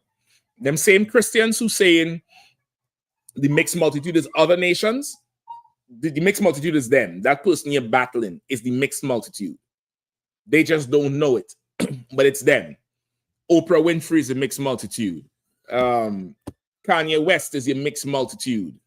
Who else? I mean, every celebrity that you would find is your mixed multitude. You get Shannon Sharp. You think you could carry Shannon Sharp into the wilderness? There ain't no OnlyFans out there now. It's only sand. Ain't no OnlyFans out there. Only sand out there. Only sand. There ain't a hole in sight. You can't carry him out there. He want to go back to Egypt. He want to put on that Egyptian robe and get that shape up like an Egyptian and do Egyptian things, which was immoral sex. Pull that precept for you if you need it. You get the point? Come on. About what? Moral sex. Okay, hold it for me, all right? I'm going to deal with it. Is it linked to this or no? Not really? It's almost separate? Just hold it. We're almost done with this one. All right. Where you at? Verse 5. Go ahead. You wanted it? You was going to say something? Okay, no, sir. Go ahead. We remember the fish which we did eat in Egypt freely. The cucumbers and the melons. Damn. And the leeks. And the onions. And the garlic. Oh boy, seasoning. Say we remember the fish that we eat freely in Egypt. You're eating manna freely. What's your point? But to somebody in the world, to a mixed multitude, freely is I'm serving the oppressor well. And the benefit I get from it, I got that freely. I didn't have to do nothing for that. Versus serving the Lord, that's seen as a sacrifice by somebody in the world. That's seen as work. But serving the Lord to somebody in the world is, serving the heathen is, it's normal. It's what we do, and I earn this fair and square, and I this is mine, and blah, blah, blah. But serving the Lord, it's too hard. Kanye West said it. See, man, I can't be Jesus, man. He's perfect. I can't be like that. I could be me. Because that's too hard. But he could want to be the next Michelangelo. He could want to be the next. Every white man who achieves something in the arts and fashion, he could strive to be that. But to strive to be the best black man, he said he can't do it. You could find the soundbite anyway. You ain't got to find it. But anybody who don't know what I'm talking about, go look it up. Kanye West said he can't be Jesus because Jesus is perfect. And he can't follow after Christ. Who the hell could do that? And then shortly after, he said, I'm Machiavelli. I'm the, what's that family from Italy? Medici. I'm the Medici. I'm the new Medici. He'd rather be a family, a conglomerate of criminals, brother. These them Italian families was criminals. Criminals that you and I could never even dream about being. They was criminals. He could strive to be them. But to strive to just obey God and do what God said, that's too hard for somebody in the world. That's your mixed multitude. That's your mixed multitude. That's who you're talking about here. They talk about the leeks and the onions and the cucumbers. A nigga fantasizing about cucumbers. Good night, brother. Shit got to be bad out there. You know what I mean? Go ahead. But now our soul is dried away. See, you see? He said, now our soul is dry. Nigga, you ain't got to make bricks without straw anymore. That empire gone. My nigga said, my soul is dry. I need to, you know, my soul is dry. You know what's the equivalent of? It's none of you brothers in here gonna know what I'm talking about. But there's some sodomites on the internet who gonna know what I'm talking about. And when I say sodomite, I'm talking about the ones who left the truth. There's a time when you come in the truth and you come in and you was getting shape-ups. Then you stop getting the shape-ups. And you start to be a little incognito. You put on a hattie and when nobody see your hairline not square.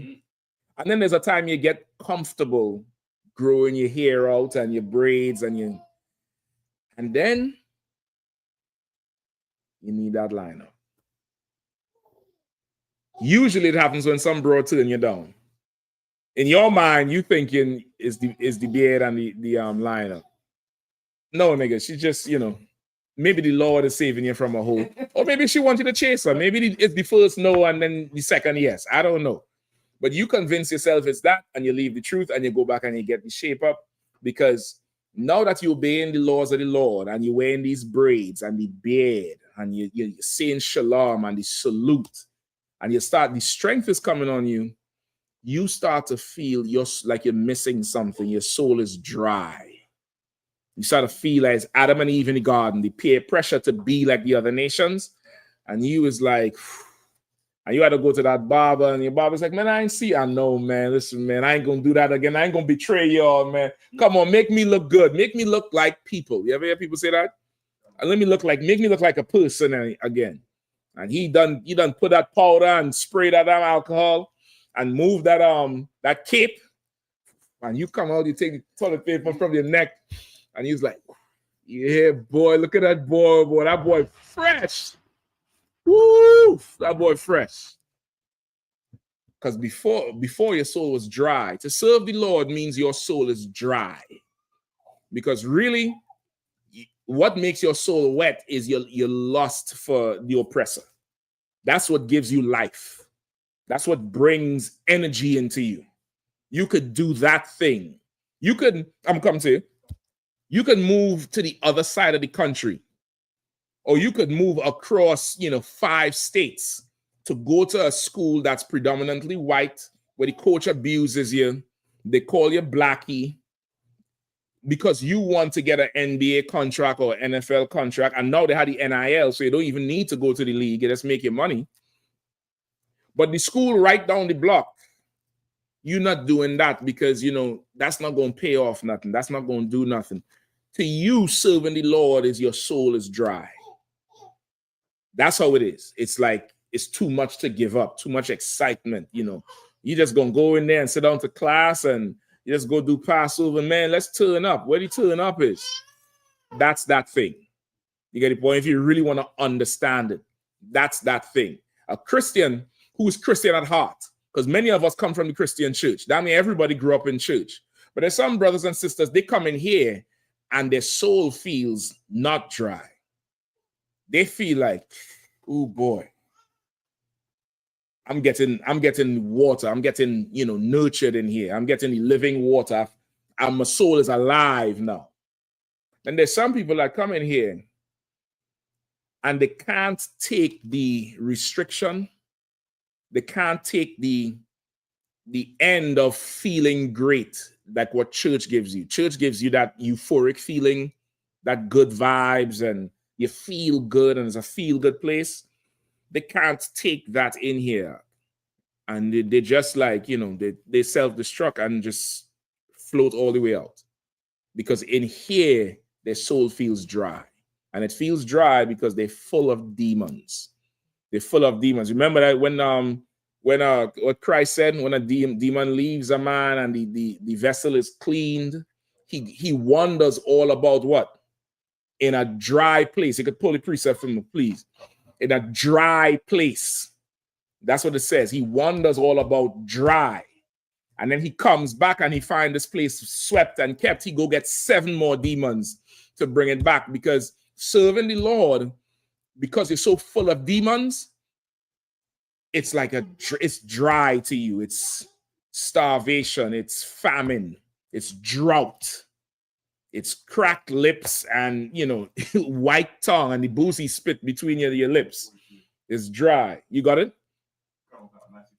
Matthew 12 and 43. Somebody pull it real quick and just start to read it once you have it. Matthew chapter 12, verse 43. When the unclean spirit is gone out of a man, he walketh through dry places, seeking rest. Dry places. Slacky, stop right there. You read that part again? Kawakan, sir. When the unclean spirit is gone out of a man, he walketh through dry places. He walketh through dry places. That's the unclean spirit. The he there is the unclean spirit. Take back to a couple classes ago when we asked about the he. Why they say the he, let him leave. See, the he, the unclean spirit, is personified as a masculine spirit. He said, let he walks through a dry place. So when that spirit is out of the man, it's like it's dry. We there saying our spirit is dry. Why? When the spirit is out of the man, the spirit goes in a dry place because he can't feed no more. Why are we saying our soul is dry here?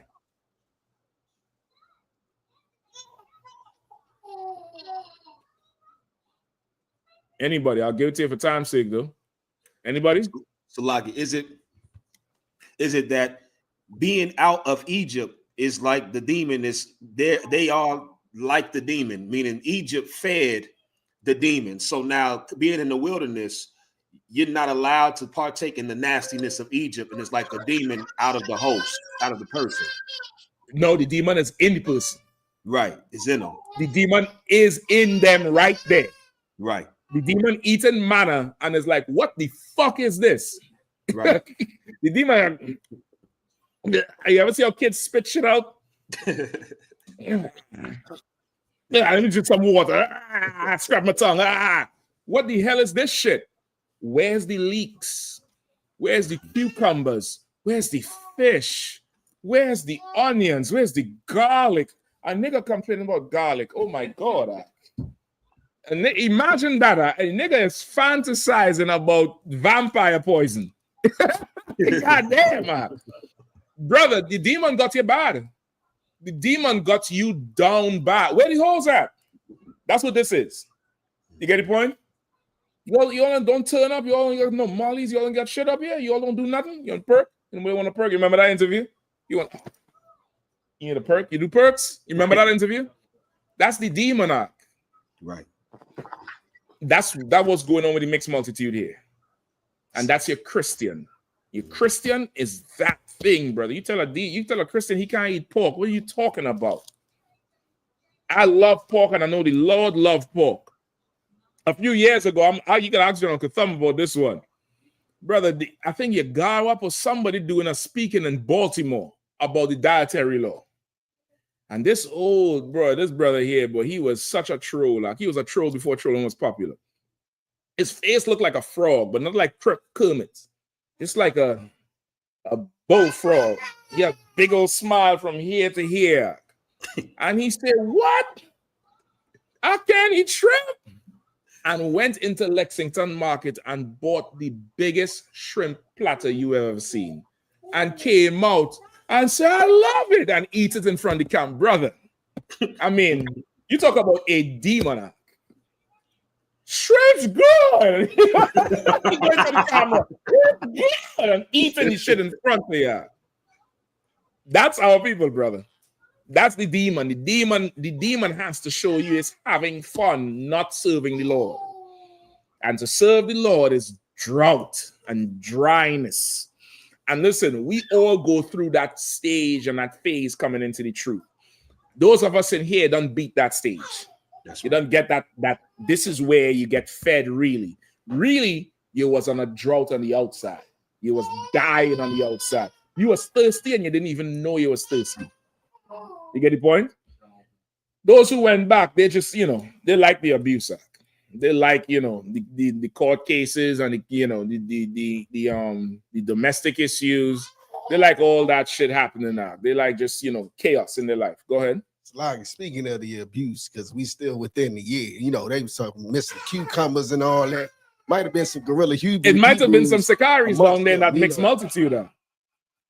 There was, add to this list, the cucumbers, the leeks, and the pegs. They was missing the pegging kids. Sakari was over there like talking to us about, hey, you got a peg? Pegs? Everybody got a peg? Pharaoh had a multitude of pegs. He got hieroglyphs. Was he taking the obelisk? He had a ton of obelisks down there in Egypt.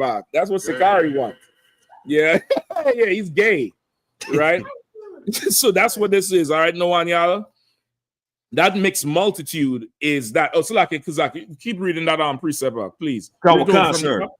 Kawakan, Matthew chapter 12, verse 43. When the unclean spirit is gone out of a man, he walketh through dry places, seeking rest and findeth none. He's seeking rest and findeth none. And that's why what? When you don't get rid of the demon and the demon takes you up out of here, what do you run back to? You run back to what you know. Then you already know the shit is bullshit, so you go find something else. You go find this and that and that and this, and before you know it, you're just a big mishmash of everything because you can't find no rest. Because this is really where you get rest. This is where the water is. You get the point? The other thing is drought. It's dry, and that's why the mixed multitude complained so goddamn much, because they couldn't partake in the lust of Egypt. And it's the same thing in America. America, brother, it's lust at your fingertips, at your fingertips. So much lust, even the president can't keep his hands off the lust. They say Trump signed, he sent Epstein a drawing of some white woman. It was a picture of a white woman and signed his name. You know, the little scriggly signature. Ever see a signature? He put that as the bush on the boxer. He signed Trump right there on the boxer. He's so deviant. He's like, meaning like, this is mine, Epstein, but I'm going to let you have it. Trump said, well, where's the picture?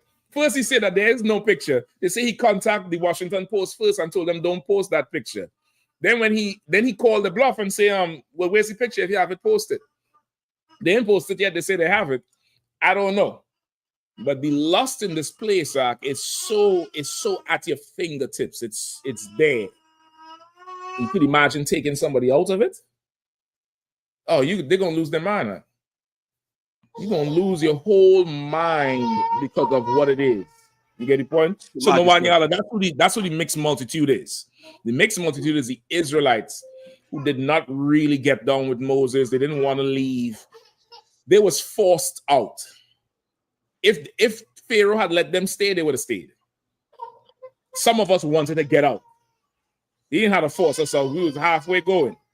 They had to hold us back and say, here, take this gold, take this silver, take all these diamonds. We was gone. The rest of them is like, listen, man, just let us stay. No, you had to go too. Let me stay. Look, I'm giving you back the gold. Keep the gold. Let me stay. That's your mixed multitude. You understand? That's who your mixed multitude is. And they really would be largely made up of your religious leaders, your politicians, your movie stars, largely made up of them. I ain't saying every single one of them, but I ain't gonna put no money on that. I know if I get the order, we had to roll out and meet somewhere. I know who I'm seeing. I already know who's gonna be there.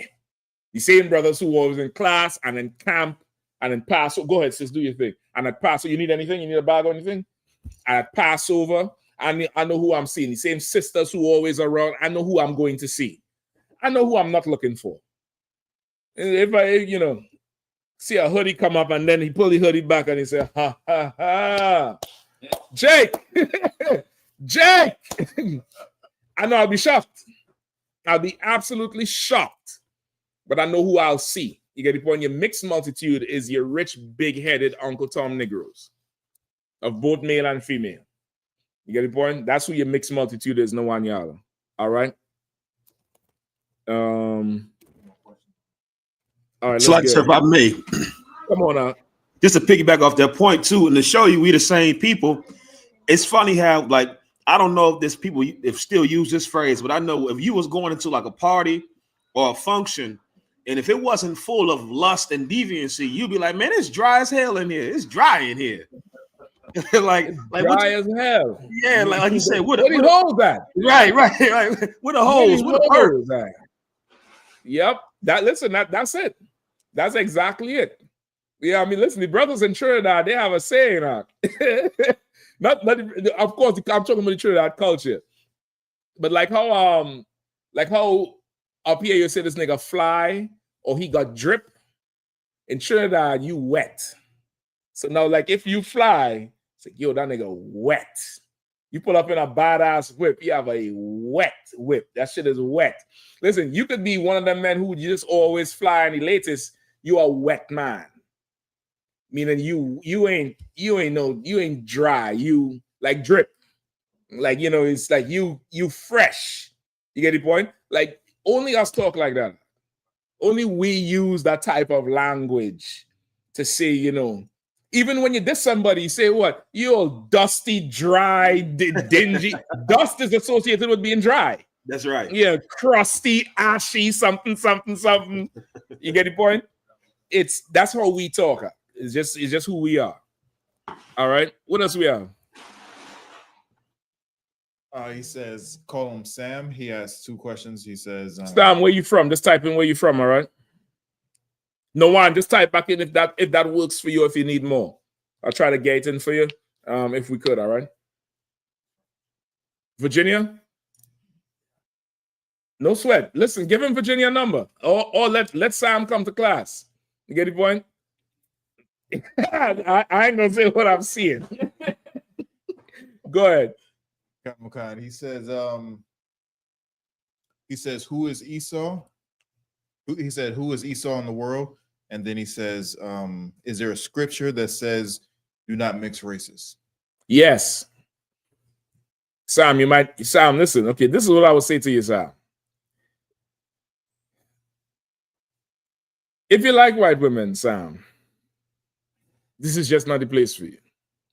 All right. If you like, you know, Hamites, we are the Africans, you like East Indians, you like who out there in Virginia? Them Afghans and them, you know, Ethiopians, they're strong in Virginia.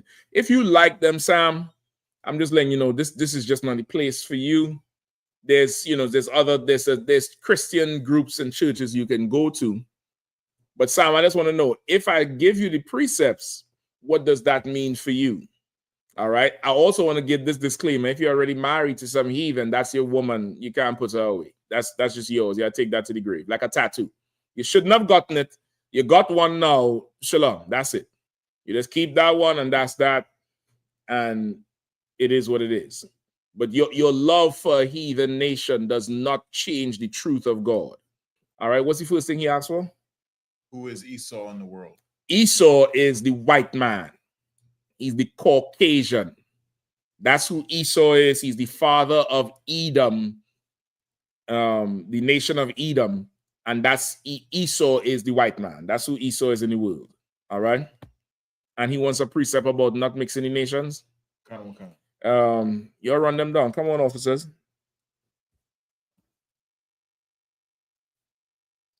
It's like he said about not mixing the nations. Not mixing the nations. Let me get Shapat first, all right? Come Go ahead, Shapat. I had 2 for both. I had one for who Esau is, and I got one for don't mix. Give me the mixing. So this is the book of Deuteronomy, chapter 7, verse 3. Neither shalt thou make marriages with them. Thy daughter thou shalt not give unto his son. What's his name again? Jason? Sam. Listen, Sam, the Bible says what? Neither shalt thou make marriages with them. You shall not make marriages with them. Which are the heathens. Go ahead.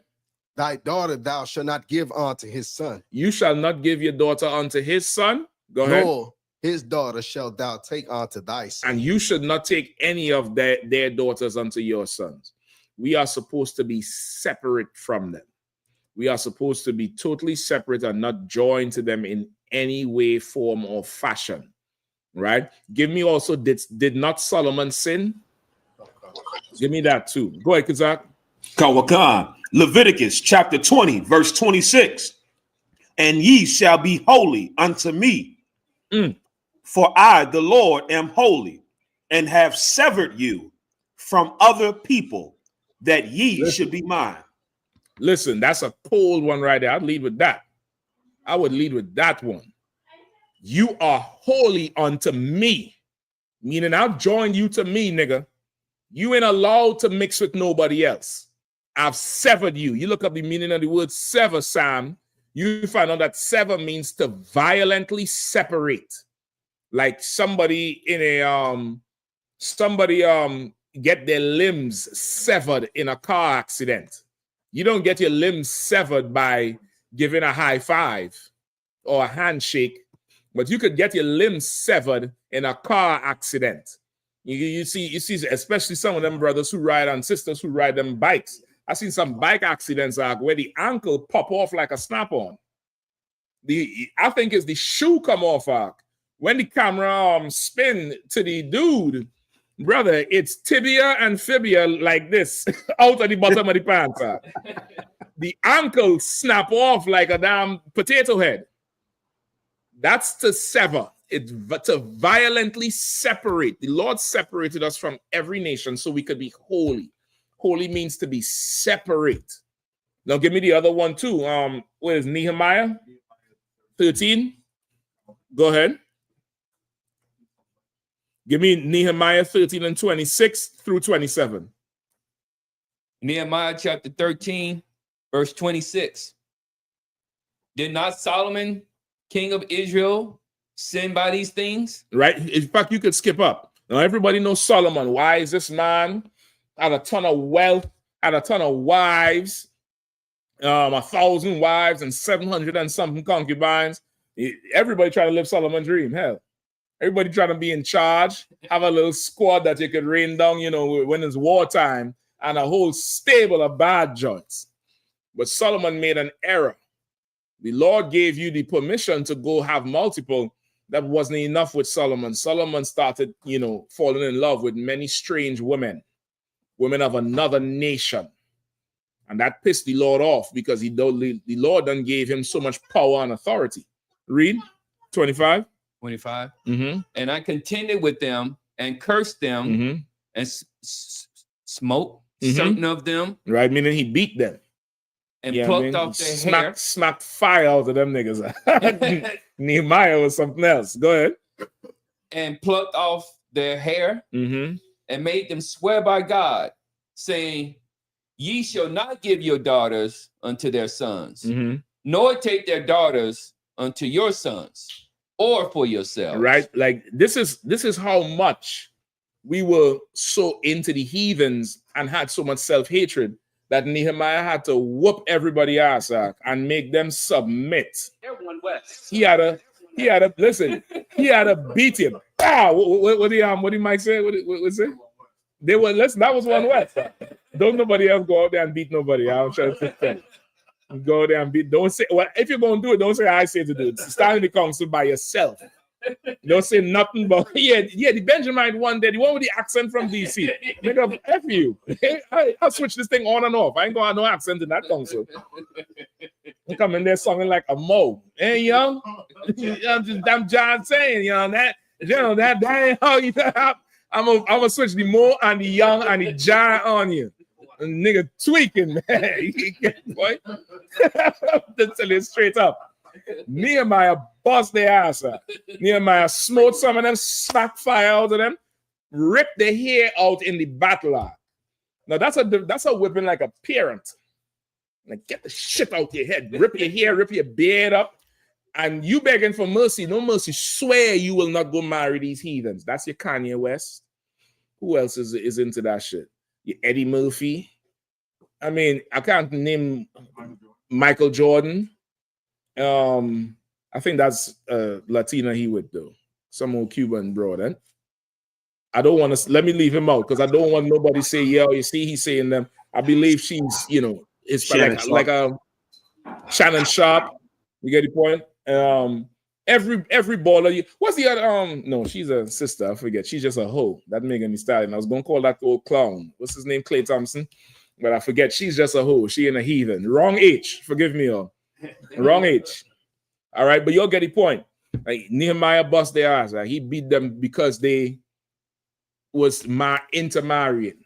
Right? Go ahead. Keep going. Verse 26.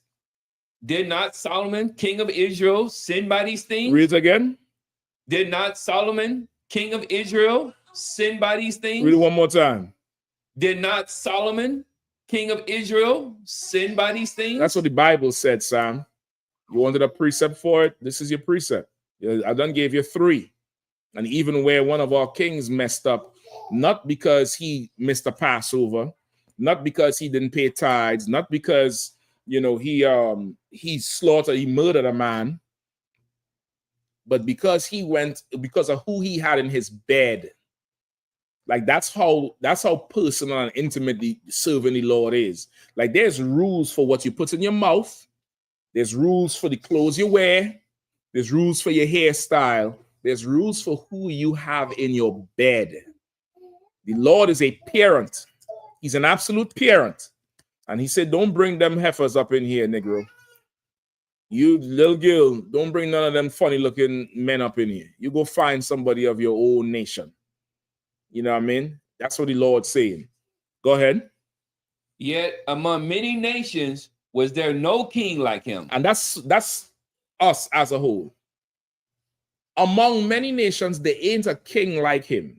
Meaning he's the best on the earth in what he does. But he go get some broad who is whatever. Well, Chris Rock was saying that in one of his comedy shows.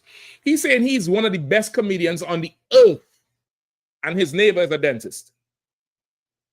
Not the best dentist. Probably not even the best dentist in the city. But he's one of the best comedians, hands down, probably in today's contemporary. Probably top 5 in today's. Now, I'm not saying the whole comedic scene.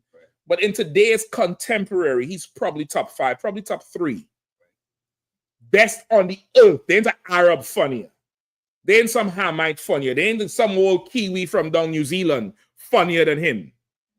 But he living, where he lives, where he spent his money for his house, he living next to a dentist. Not some dentist in NASA, you know, who putting your teeth in space. Nigga putting your teeth down there at the clinic. There was no other king like him on the earth. But take the common broad. Shannon Sharp, does they say Shannon Sharp paid what, 10 million, 20 million to some OnlyFans hoe? What does she do? She ain't a gymnast. She ain't, you know, she ain't Simone Biles. You get the point? She ain't, you know. That's what happens when you don't want to, when you want to mix with everybody else. Go ahead. Who was beloved of his God. Go ahead. And God made him king over all Israel. Nevertheless, even him did outlandish women cause to sin. I'm starting to call these hoes that. You outlandish woman. You outlandish. Even him did outlandish woman cause the sin. So you see, Sam, you ain't the only one. Solomon did it too. Go ahead. 27. Shall we then hearken unto you to do all this great evil? All this what? Great evil. What is interracial marriage? Great evil. What is jungle fever? Great evil. What is dipping in the sauce? Great evil. What do they call it? Swirl. What is getting down with the swirl? Great evil. Go ahead. To transgress against our God in marrying strange wives. We can't do that, man. We can't do that. There's your precept, Sam. Now, whatever you choose to do from here, I talk to you like Mission Impossible. If this class will self-destruct in about 15 minutes. I done gave you the precepts should you choose to accept it. All right? I can't do nothing more for you at this point, Sam. All right, we good to go? Or is he over there trolling and leaving a ton of comments? He said, are you wearing mixed fabrics right now? Absolutely not. It's black. Can't you see it? It's all black. Even the lint on it is black. It's pure black, right? But are you mixing with the oppressor's daughter in your bed? You see, I'm a little bit more direct than you, Sam. I come straight and knock on your front door. Are you mixing with the oppressor's daughter in your bed? He says, I don't. I like black women. So then what you ask the damn question for, Sam? And why did you try to say, are you wearing mixed fabric now? Why you trying to do that, Sam? Go ahead. He said, not the color, materials. Well, the materials, I have no idea. I just got a shirt. I have no idea what's on the shirt or what's in the shirt. But I do know the Lord said, don't mix it with the heathen. I do know he said that. I do know he said that part. Do not mix with the heathen. Now, you're sure you're not with some heathen in your bed. Maybe it's not a white woman. Maybe it's some African. Maybe you got some old Sento Kumbum Boomfu up in your bed. Maybe you got some old Adibayo. Or what's all them good old Nigerians' name? Ekife. Maybe you got some of that up in your bed. Oh, Sam might be a heathen, and the woman might be the Israelite. Sam, are you a heathen? All right, just let me know if you are heathen. All right, let me get our next question. But go ahead. We'll probably take one more.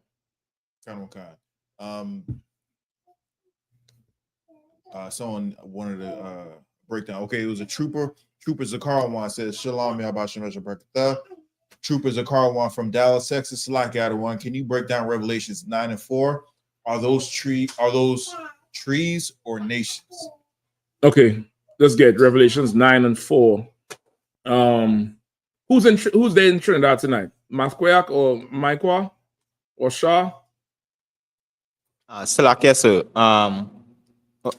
Myself, Maikwa, Officer Swap, Shah, and Officer Makakobal.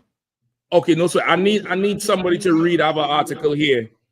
It's about 6 pages long. I need somebody to read it. Maikwa, you want me to send it to you? Or Swap, who you want me to send it to?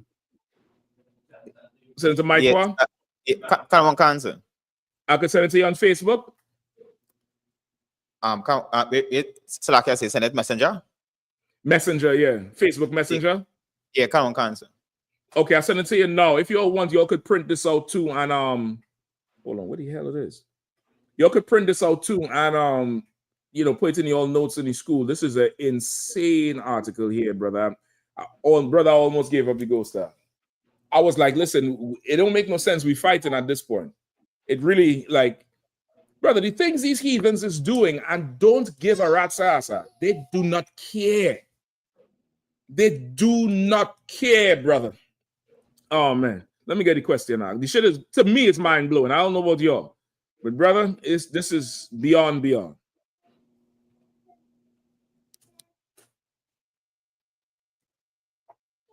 Question. Come on. Can you get a breakdown of Revelation 9 and 4? Are those trees or nations? All right, wait, who asked it? Revelation 9 and 4. No, this is Revelation chapter 9, verse 4. Like it. And it was commanded them that they should not hurt the grass of the earth, neither any green thing, neither any tree, but only those men which have not the seal of God in their foreheads. Wait, was he 9 and 4 through what? 9 and 4. Are those trees or nations? Okay, no, this is different. This here, the green thing and the trees is not talking about, is not in the same context like trees in Genesis, which is what I believe you're alluding to or asking really. All right, this is different. All right, read it one more time, Salaki. And it was commanded them that they should not hurt the grass of the earth, neither any green thing, neither any tree. Right, the grass or the earth, neither any green thing or any tree. So look, this is the vision. Right, the vision here, who's this? This is one of the horsemen? Or this is the angels, right? The angels who holding back in the four corners, I believe. And he commanded them right. So he's saying, don't hurt the earth or the grass or any green thing or any trees. What's the vision? What is the vision that you're seeing? A garden. A garden. So if it's a garden, what does it mean? It's what? Give me describe how does the garden get green and trees and grass? Nurtured and fertile. It's nurtured and fertile and gets water. It's not dry. It gets water and it's not dry. What is the earth with the grass and the trees and the green things? It's nurtured. It's watered. It's not dry.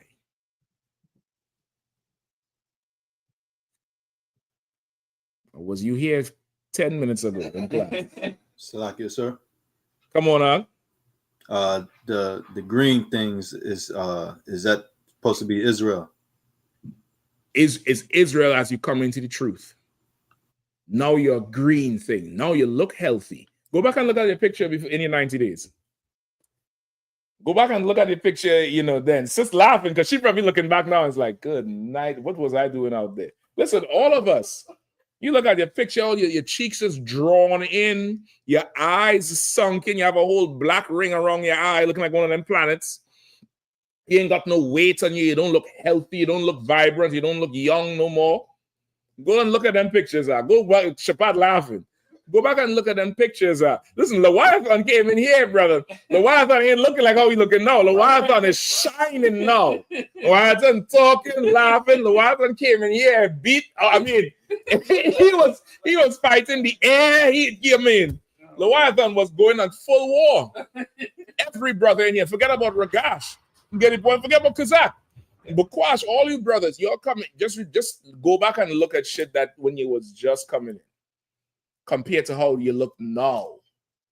Yeah, your face is shining. You look up. You look bright. You get the point. You look, all the way. The Lord is with you. Everybody familiar with the young boy here in the class. In 1 minute he sets up like he looking like he paying attention. Next thing you know, he talking. He this, he that. Even the children in here have a different spirit in the world. Even them, they're more brighter, they're more tempered.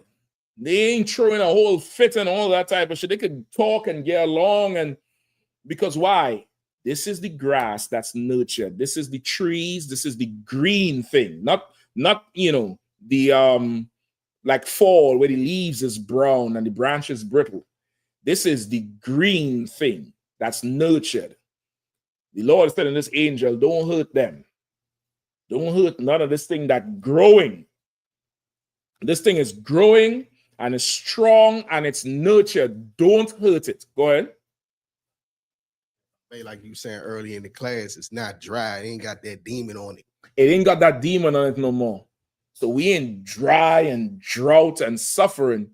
That demon out there suffering. You gotta go hurt him. You get the point? You could go hurt him. But this thing here is who got rid of the demon to follow me. That's what he's saying. Keep reading, whoever's reading it.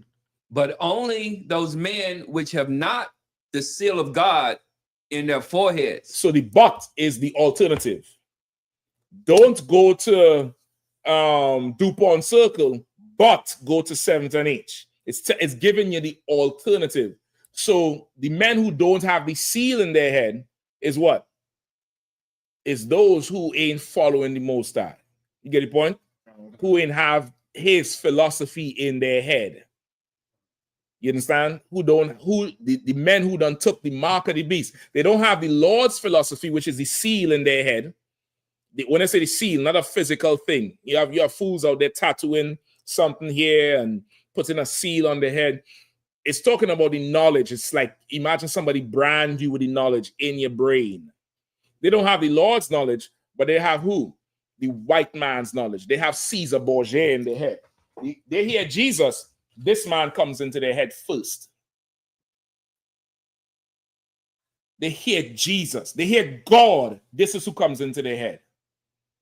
They're praying for a job. This is who comes into their head. You have a police brutality situation. The cop is right because this is who comes into their head. The nigga got to be wrong. If it's the other way around, well, mercy for him because this is who comes into their head. You get the point? Jeffrey Dahmer went under the radar for years because this is who is in their head. They don't have the Lord's seal, but this. You get the point? Just everything down there in America and the world, the whole white supremacy is because of this. It's because of this here that's in their head. They don't have the Lord's seal, but they have what? The mark of the beast, which is his philosophy in your head. He is the beast. He is the beast that slaughters many and said, peace, peace. But he's coming for blood. Go ahead, Shapat. Like if I could, I just want to say Rakatha Yahweh Yahweh Shah. Damn right. Every time I even see that picture or hear somebody say Jesus, you know what I'm saying?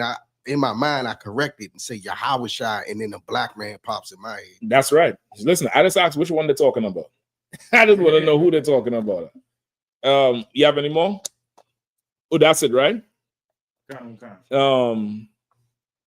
So that's what it's talking about. In here, the grass and the green trees and all of that is talking about Israel, who follows after the Most High in Christ. Israel, who done got the knowledge in their head, who done changed their life. And now they're born again, brand new. That's who this is talking about here. Go ahead. It's like the one y'all said, hold on, is he on this or something from before? It was from before. Okay, one more thing. Just for time's sake, I ain't gonna read it, but think Ezekiel with 37, with the valley of dry bones, and then what? Sinews, and they start to get health and life, and they come back to life like grass, or the trees is green and and it's just green. It's so green, back to life like spring. He's saying, no, don't hurt them that come back to life. That's what he's saying. So you can look up Ezekiel 37 and 10. That's a good precept for us, all right? Go ahead. And also your prodigal son. Remember the prodigal son? Remember the son who stayed with the father? He hated the prodigal son who came back. He hated that one. It's like, don't hurt that one who's coming back. Don't hurt that one who's trying to come and do this thing. Don't hurt him or her. You get the point? Go ahead, Salaki. Salaki, sir. Can I use verse 37 to show the mixed multitude was Israel? Verse 37. I have it here. In the same chapter? Exodus, when he was talking about the mixed multitude. Okay, go ahead. This is Exodus 12 and verse 37. And the children of Israel journeyed from Ramesses to Succoth, about 600,000 on foot that were men besides children. Because the question was in 38, the mixed multitude, they're saying that's different peoples. Say, can he use 37 to show that? I like how you're thinking, the one. I didn't see it. It was right there on the notes. I would say yes, because it says those people.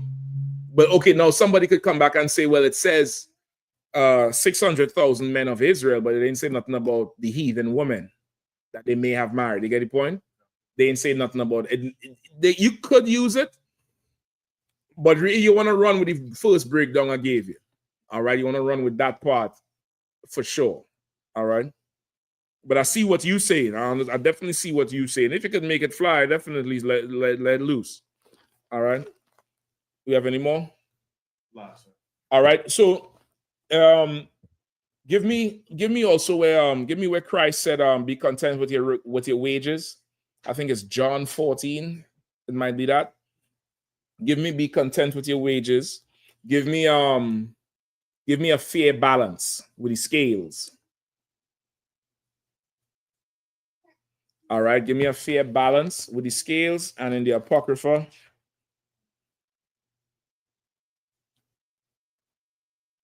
Give me Ecclesiasticus 39. Hold that. Ecclesiasticus 39.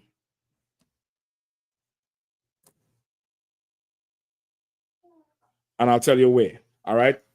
So you had this week, I think it was Sunday, was I think it's 20 something years. It was 1990, 2000. That's 25 years of, is it 25? Am I tripping? No, 35, right? 1990, 2000, 2010, 2020, 40 something years, right?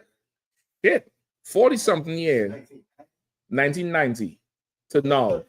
35? Maths might be a little off. All right. Yeah, 35. Yeah, I think you're right. 35-year anniversary of the coup in Trinidad and Tobago, right? You know, a coup is, from French, a coup d'etat, where you take over the established government or the established ruling class by force. It's taking power by force. It's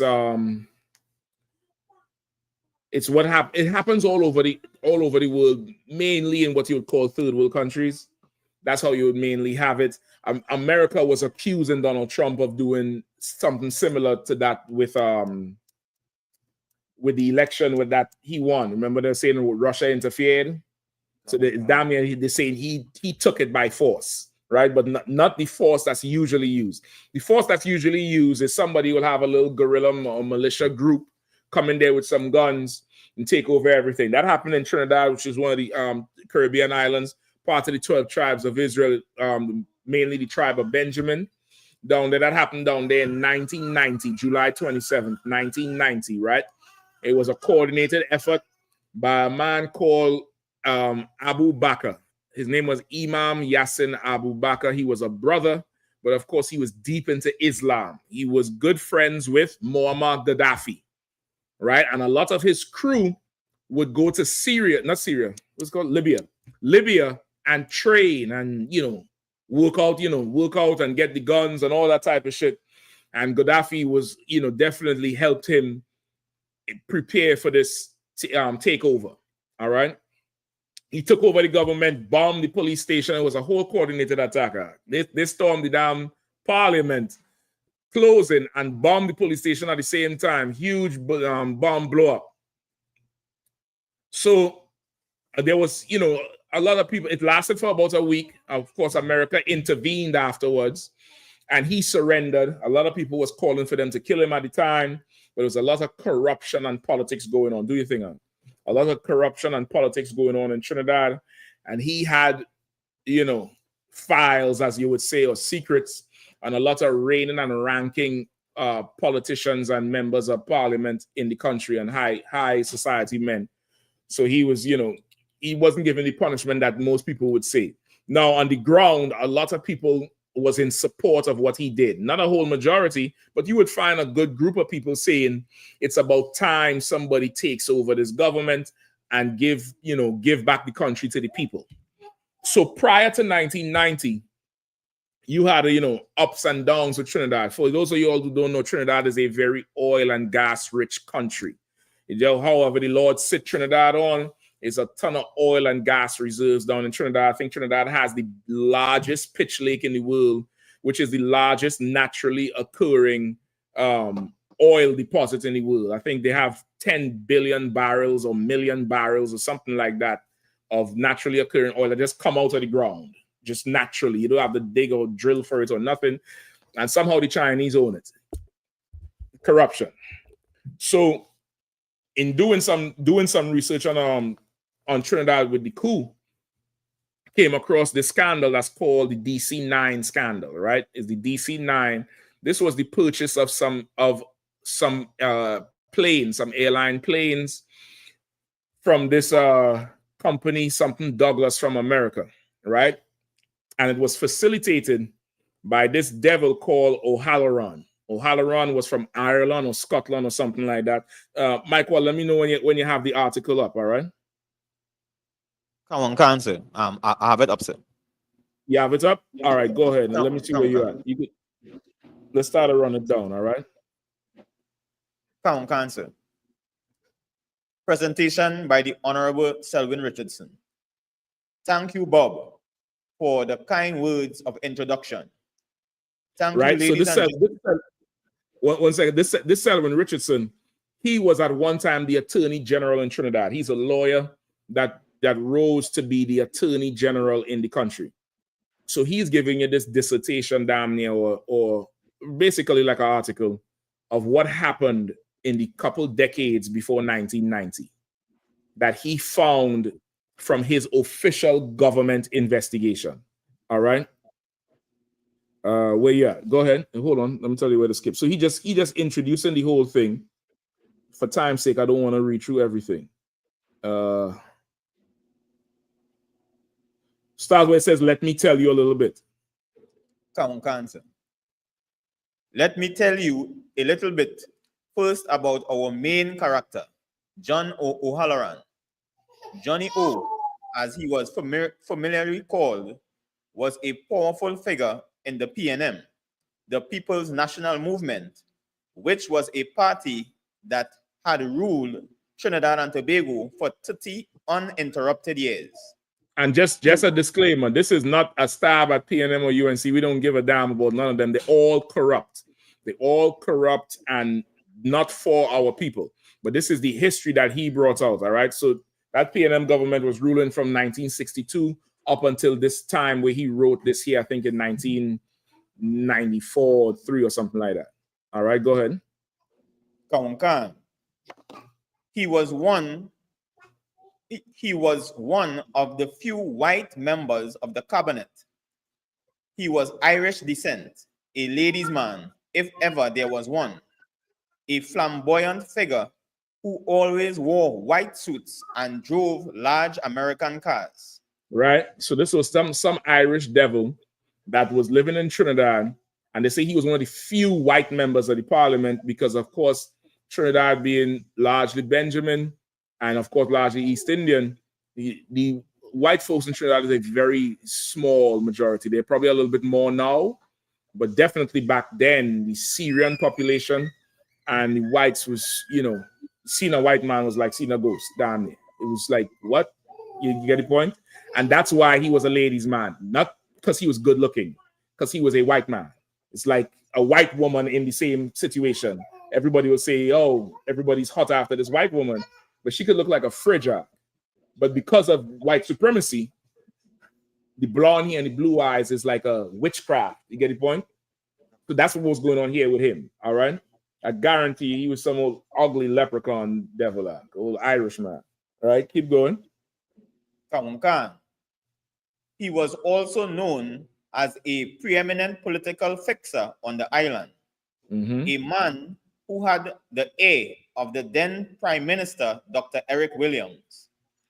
Nothing significant ever seemed to happen without Johnny O's involvement or approval, which led to his other nickname, the 10%. Right? They used to call him Mr. 10%. And we're gonna find out where we're gonna skip around in this here, but you can send it to the brothers down there. It's a good read, it's a good article, it's about 6 pages. We ain't going to go through all the 6 pages, but there's some pertinent information in here. Right? Hold on, let me tell you where.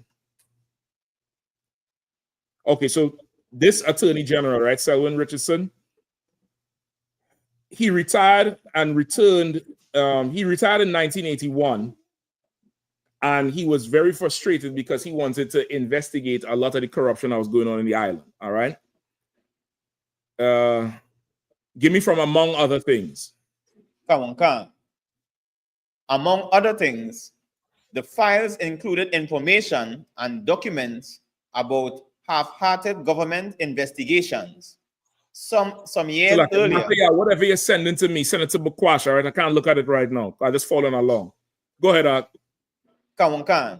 Among other things, the files included information and documents about half-hearted government investigations some years earlier against a Trinidad company that had received 4 bribes totaling US $575,000 from McDonnell Douglas Aircraft Corporation in the 70s.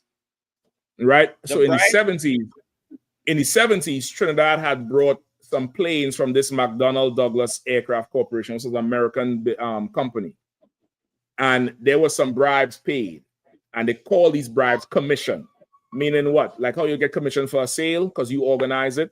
That's how it was. But this was not commission because this is a government. Like if you go in and negotiating on behalf of the government, there ain't no commission to get. But you saying, if you give me this, I'm gonna make sure they buy your planes.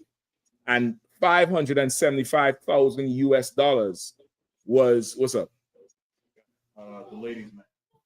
Yeah, he looked like a troll. I didn't even look him up, but I already knew he was looking like a damn horrible troll. He got money. He got money and he's white. That's all it was. He got money and he's white. There's a famous Calypsonian called Sparrow. And he had a song called Gina and Dinah. And Gina and Dinah was the personification of prostitutes, right? Because America had a ton of military and factory bases in Trinidad. And because the workers was white men. And of course they have Yankee money. So the Calypso was about, the song he wrote was about these whores, Gina and Dinah, who would shit on the local men because the Yankees had all the money. And then things went south and all the bases closed down and the Yankees left. So he was singing it from a point of him and his homie saying, man, let's go and check Gina and Dinah now because they could get them for nothing because the Yankees gone. They know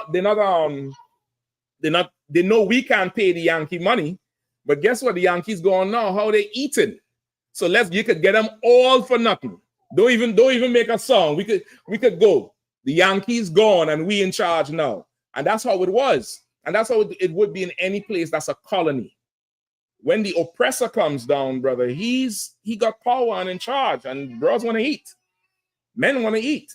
You get the point?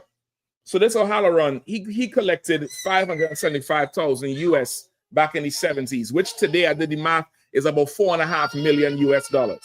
All right, that's what he would collect today in bribes. All right, for this plane. Hold on. There's some more there about where the bribes went. I'm gonna skip you down. Go to the second page. Hold up.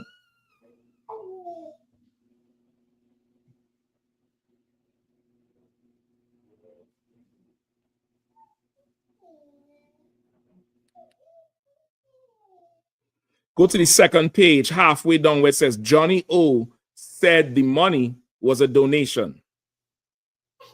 Come on. Johnny O said the money was a donation to the party which he thought had been deposited in the party's account. This time, the public pressure forced him to flee to Canada in 1982, but he was never charged and no money was recovered. Right. So now what happened is this other company, this American company, was going to build a racetrack in Trinidad and they paid Johnny O $1.4 million in bribe to secure the contract because he was a parliament member. Times it by 4, we talking about over $6-7 million, right? He just collected. Now this is in the 70s. You get the point? The cost of living is way cheaper, brother. This thing gets worse. Now this is 1982.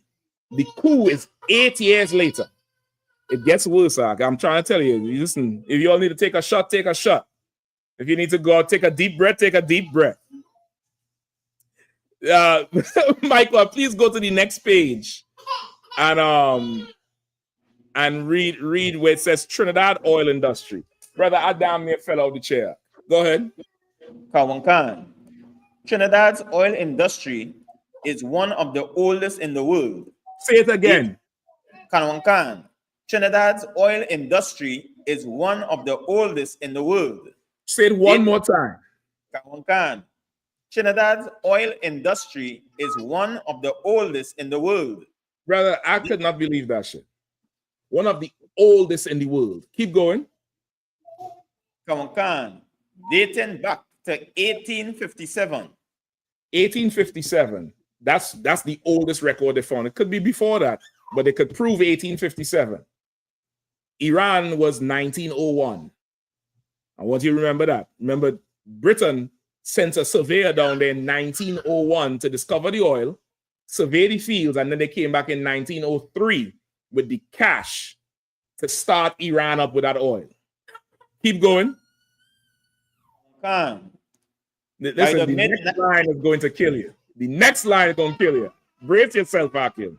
Go ahead. By the mid-1940s, Trinidad supplied 65% of the British Empire's oil production. Read that again, Ak. Khan. By the mid-1940s, Trinidad supplied 65% of the British Empire's oil production. Not Britain, the country. The British Empire. 65% of the oil that covered the empire, whatever petroleum needs they handled. Meaning, India, if you had to get Vaseline in India, it came from Trinidad. You get the point?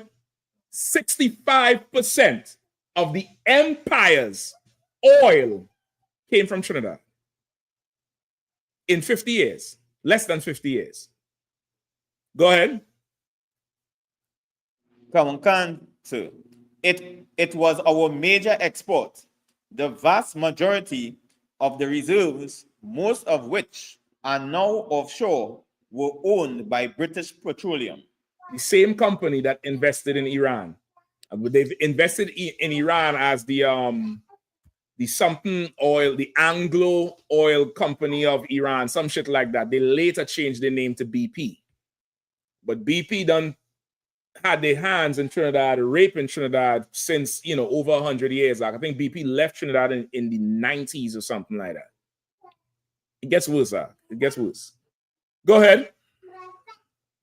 But in 1968, slumping world oil prices and a growing nationalism in Trinidad, we had gained independence 6 years earlier, convinced British Petroleum to cease exploration and to sell its oil rights and assets to the government for $20 million.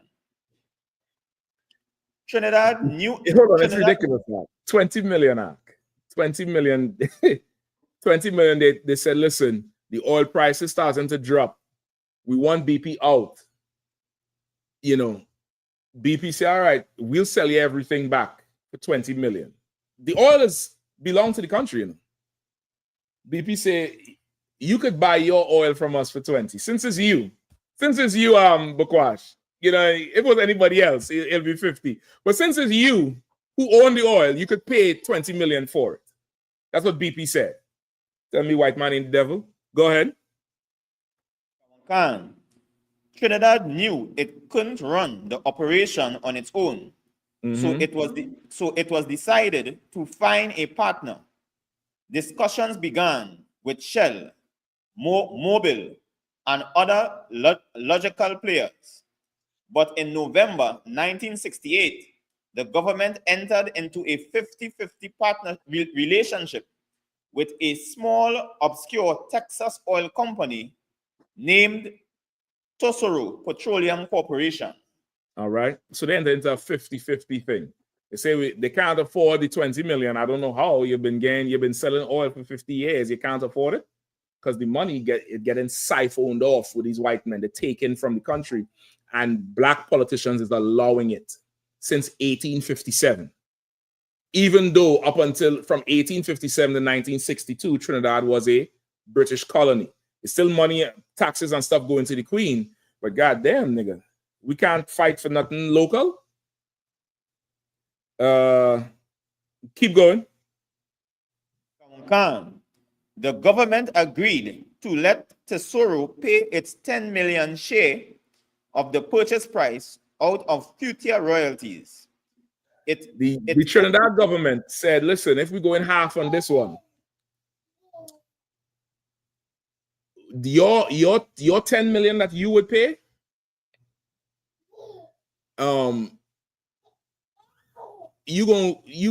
we'll take 10 million royalties down the line, meaning you ain't gonna pay nothing now, you pay it out of the royalties. Meaning what they would pay in royalties is part of the cost price. So in essence, they're getting that money to go. You get the point? They're not paying it now, they're getting the royalties to go. You understand? Go ahead. it only had to put up 50,000 US for administrative costs in arranging and financing.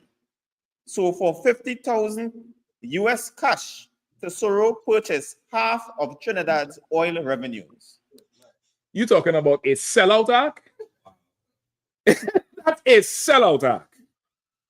That is a sellout. This is in 1968, six years after quote unquote independence.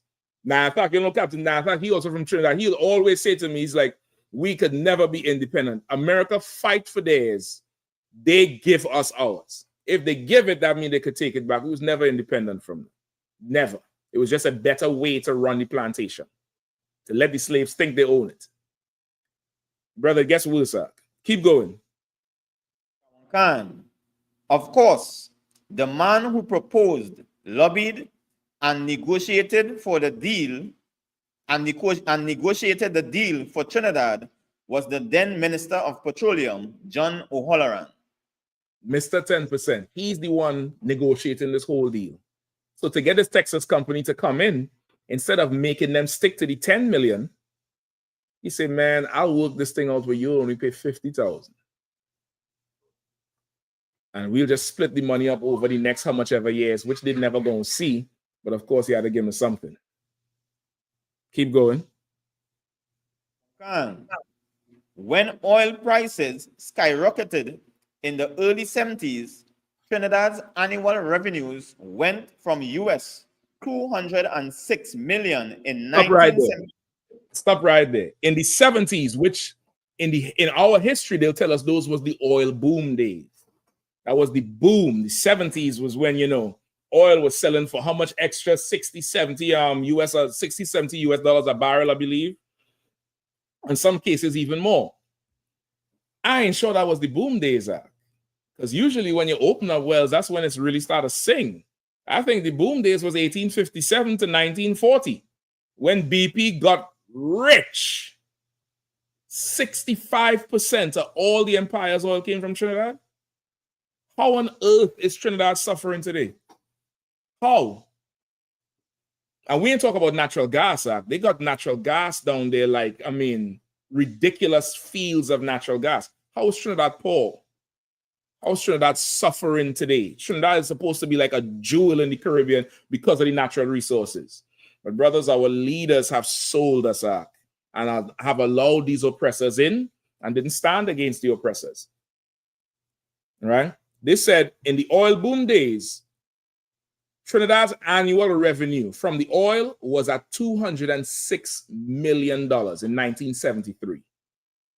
Multiply that by, that's damn near the conversion. If you want to take it from the 70s to today, multiply it by 4, that's what? 820 something million, almost $1 billion US dollars a year in oil, if you want to multiply it to today. So in 1973, it was that. They say in the oil boom days, it increased. Keep going, Mike.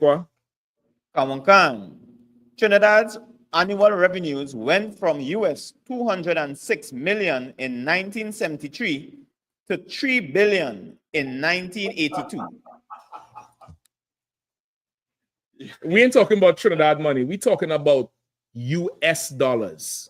In 1982, just from oil, we ain't talking about other exports, where if it's vegetation, if it's the music, tourism.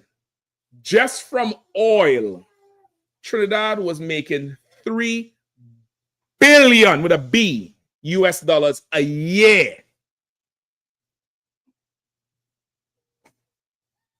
Multiply that by 4, that's about 12 to 15 billion US dollars today. Trump just got giddy last week in the Oval Office because the Prince of Bahrain say he coming with $17 billion cash to invest in America. Trump said they ain't got to borrow the money, yo. They have it. He turned to the camera and smiled so sinister. That's 17 billion. Trinidad was producing that in the 80s. How is Trinidad poor? How is they poor? How is we suffering? How you go from supplying Britain with 65% of your empire's needs to now just, whatever. To some East Indian running the country. Go ahead. Kawankan. Tesoro's wealth, of course, also mushroomed. It went up to $3 billion in 1987. In the next 5 years, Tesoro's wealth, they was working with $3 billion US by that time. So by 87, how much Trinidad was producing. Go ahead. So it's understandable that Venezuela seen what happened with Trinidad, and he fought tooth and nail for that not to happen to Venezuela. Now you understand what's going on in the whole region. Listen, I'll go you one further. Somebody find me the clip. All right. If you could do it without disrupting the stream, Bukwash, there's a clip. Kazak, you might be able to find it too. I believe it went over this with you too. Where not Maduro. Who's the one before? Chavez? Chavez. And who was before Chavez? No, it was Chavez. Where Chavez said, this was after meeting with, I think, one of them Bush.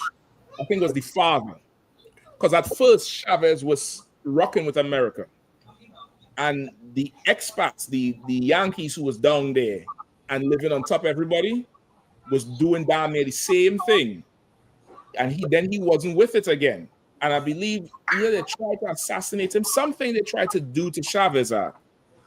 And Chavez came out after meeting with him and said, I smell fire and I smell brimstone and smoke. That means the devil was here. You could find it. He called the president of America the devil. I got it, bro. The devil. You found it? Yeah, Kawaka. Could you screen share it, or you want to send it to Bukwash? I'll send it to Bukwash now, sir. To what? Bukwash, let me know when you have it. All right. Go ahead, Michael. By 1986, however, the oil boom was over. Trinidad's economy was in ruins. How? $3 billion US. How much could you steal, white man? Like you can't say, you know what? This is a small little country. This is one company in Texas. You can't say we'll take $1 billion US.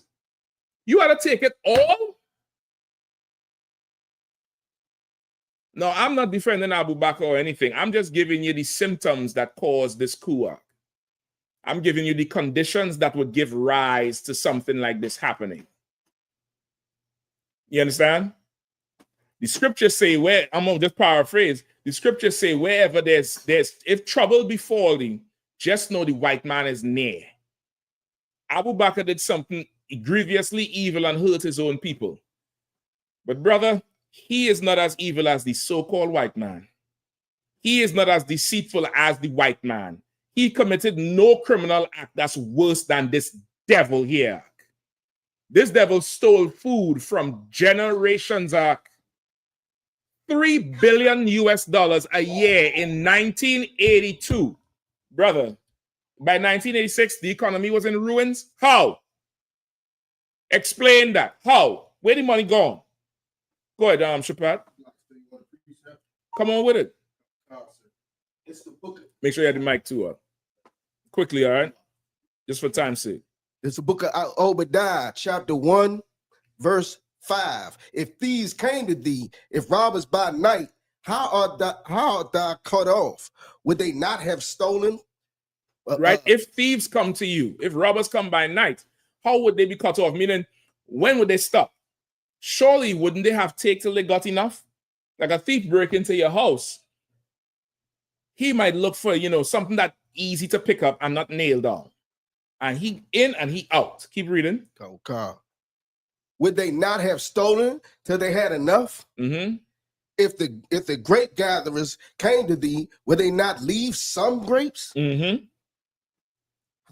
How are the things of Esau searched out? How are the things of Esau searched out? Like, how are you going to understand him? Like, how on earth could you understand this devil? If the robbers came to your vineyard, wouldn't they have taken enough till they had enough grapes? This devil will rip every plant out of your vineyard. That's how he is. He come in your house, he ripping up the carpet and going with it. He taking the door, the hinges, and the nails. He's taking everything, and he don't need to use it in a while. He just discard it. But he's taking it because there's no understanding him. It's like, imagine you get robbed. Of course, you're going to need a new door because they kick in your door, but your door will still be there. Imagine coming home, Mark, and seeing the frame ripped out, the nails gone, your doormat gone, the covering for the light switch is gone. Like, you'd be like, what kind of thief is this? How are the things of Esau searched out? There's no understanding this devil. You look at what he did to the native Indians, the buffalo. He just killed the buffalo just for killing's sake. Just killed the buffalo and just left them there for no reason. He just do it. They recently, I think last week, they celebrate, 50-something years of Jaws. Remember that Jaws movie? You don't know Jaws, Steven Spielberg? I think it's like 50 years old or some shit right now. Brother, go back and do some research on when Jaws came out. You know, them devils just went in the ocean and just killing sharks? They was just killing sharks. Just pour blood, and just when the sharks come, they're just killing sharks because of this movie. You remember Steve Irwin, Crikey, who always, playing with animals, and Crikey, and some stingray killed him, right? Right. Do I have to tell you what happened to these stingrays? These devils went and started slaughtering stingrays over Steve Irwin. This is who the oppressor is. He's the one to blame. Him, Mr. 10%. Good night. Let me see if we get some more. Just hold on. We right up on time. Let me get you one more before we keep reading next line for me. That year, the PNM bought out Tesoro for $200 million. Quite a return on its sum on its $50,000 investment, thanks to O'Halloran. So O'Halloran arranged for Tesoro to pay $50,000 US just to get in the contract to get the money.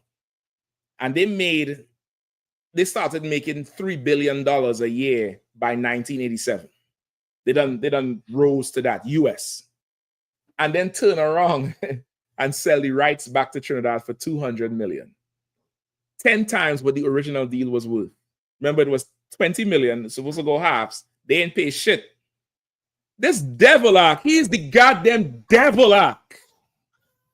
This is 1986. The coup happened in 1990. You understand why the government, this brother here, Selwyn Richardson, just pull up a Wikipedia on him real quick. He was the attorney general. They beat him, they shot him in the leg, all kind of shit when they had the coup.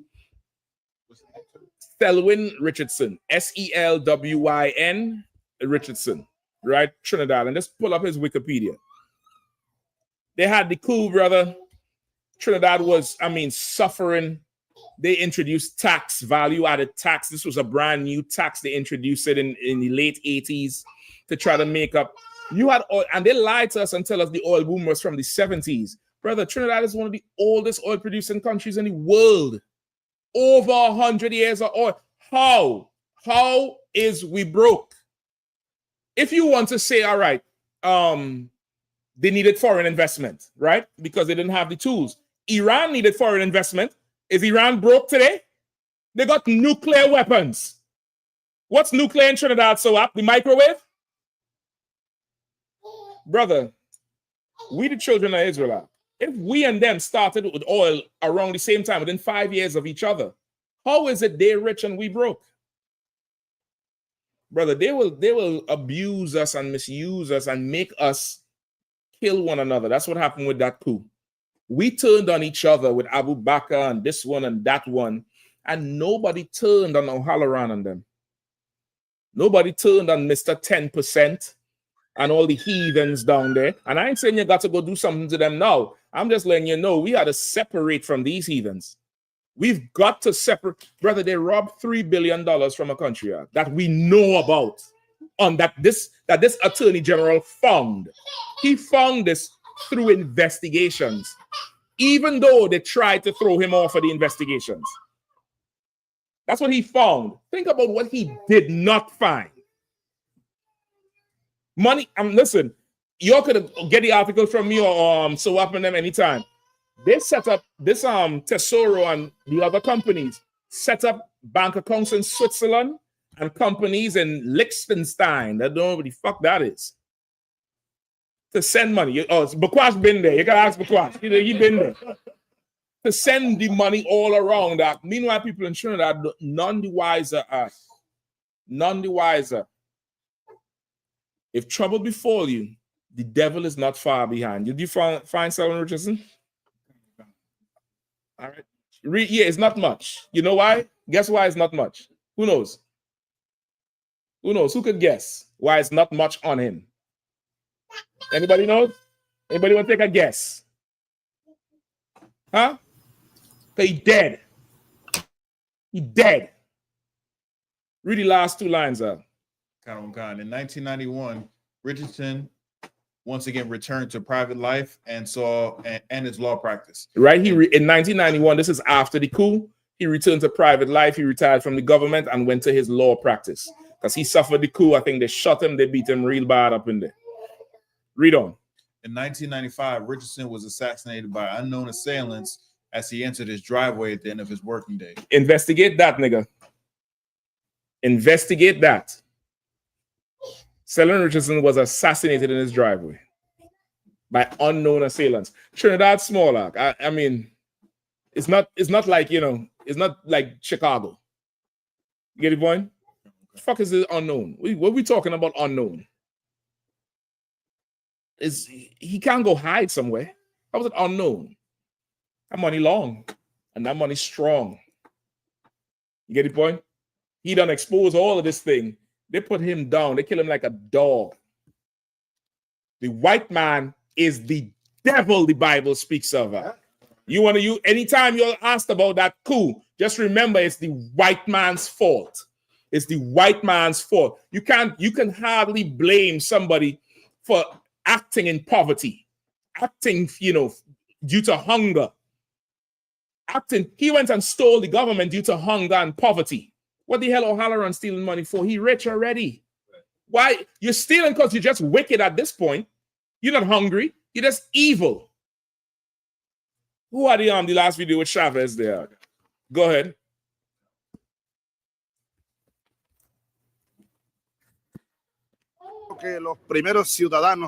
I think that the first people who should read this book are our brothers and sisters in the United States, because their threat is in their own house. The devil is right at home. The devil himself is right in the house. And the devil came here yesterday. Yesterday, the devil came here. Right here. Right here. And it smells of sulfur still today. Shout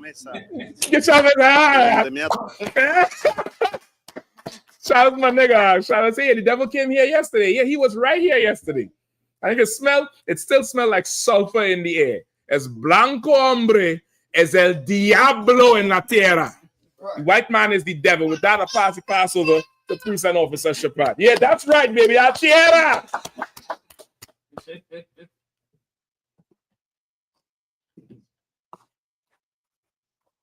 I.S.U.P.K security announcements with the I.S.U.P.K out of 1 West 125th Street, Harlem, New York, under Commander General Yahanna. Rules for new brothers and sisters. When a new brother or sister comes into the school, they're off limits for 6 months. They are to be saluted only. They're here to share themselves with the world. After 6 months, if a brother or sister has an interest in a particular person, he or she must get permission from the head to speak to a brother or sister. There's another 6 months. There's another 6 months in which the brother or sister will court each other. After this 6 month period, the brother or sister will get permission from the head to marry. Tithes, which is the commandment. You can find us in the book of Numbers, chapter 18, verse 21, in the book of Malachi, chapter 3, verse 8 through 10. Means 10th in Hebrew, and it's pronounced I.S.U.P.K. 10% of every penny of any increase the Lord gives you, get it at the Treasury Department or teach it.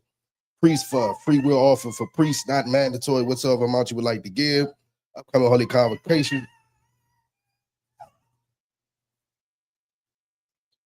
Memorial blowing of trumpets, first day of the 7th month, Sunday, Sunday, the 21st of September, 2025. You can find this in the book of Leviticus, chapter 23, verse 24 through 25.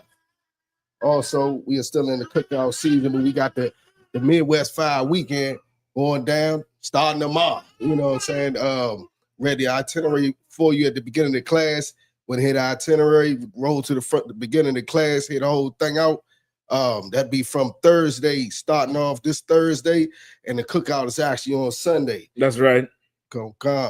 Make sure you if you haven't done so already, don't forget your travel arrangements together, book your hotel, get on out there. It's always lit. You know what I'm saying? I call it the second Passover. Tell you the truth. Salaki, and we also have other cookouts coming up.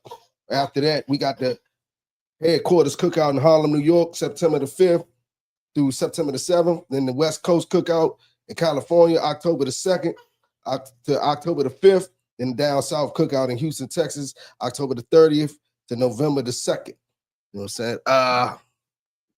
Salaki, do you want to add anything, sir? Boy, I'm trying to tell you, you need to come in the true dog. I just get this article here. Virginia City Councilman doused in gasoline and lit on fire in attack at his office. Go ahead and play if you want to. You go ahead and ask about mixed multitudes and shit. That nigga asking for water. He asking for that mixed multitude out. He ain't dry. He burning out. The empire is falling, brother. The empire is falling. Good night. Go ahead. That's it out. Remind check on social media such as ISUPK.com, Facebook, Twitter, YouTube, and so on. ISUPK events and materials. If a brother wants to be a trooper in the school, you should start wearing all black, which includes black boots, black shirts, black headband, and scarf. And with that, I say I might give, which means to stand. We'll give a courtesy salute to the teacher. Shabbat. How about some of your shaggy? Yeah, how about some of your shaggy? Start with me to turn. You may stand. I might give. We'll have a courtesy salute to the sister. Mom Shabbat. How about some your Oh shit, she get you. She get you, man. Rocking. All right, good. Y'all give a time. Class dismissed. No sign,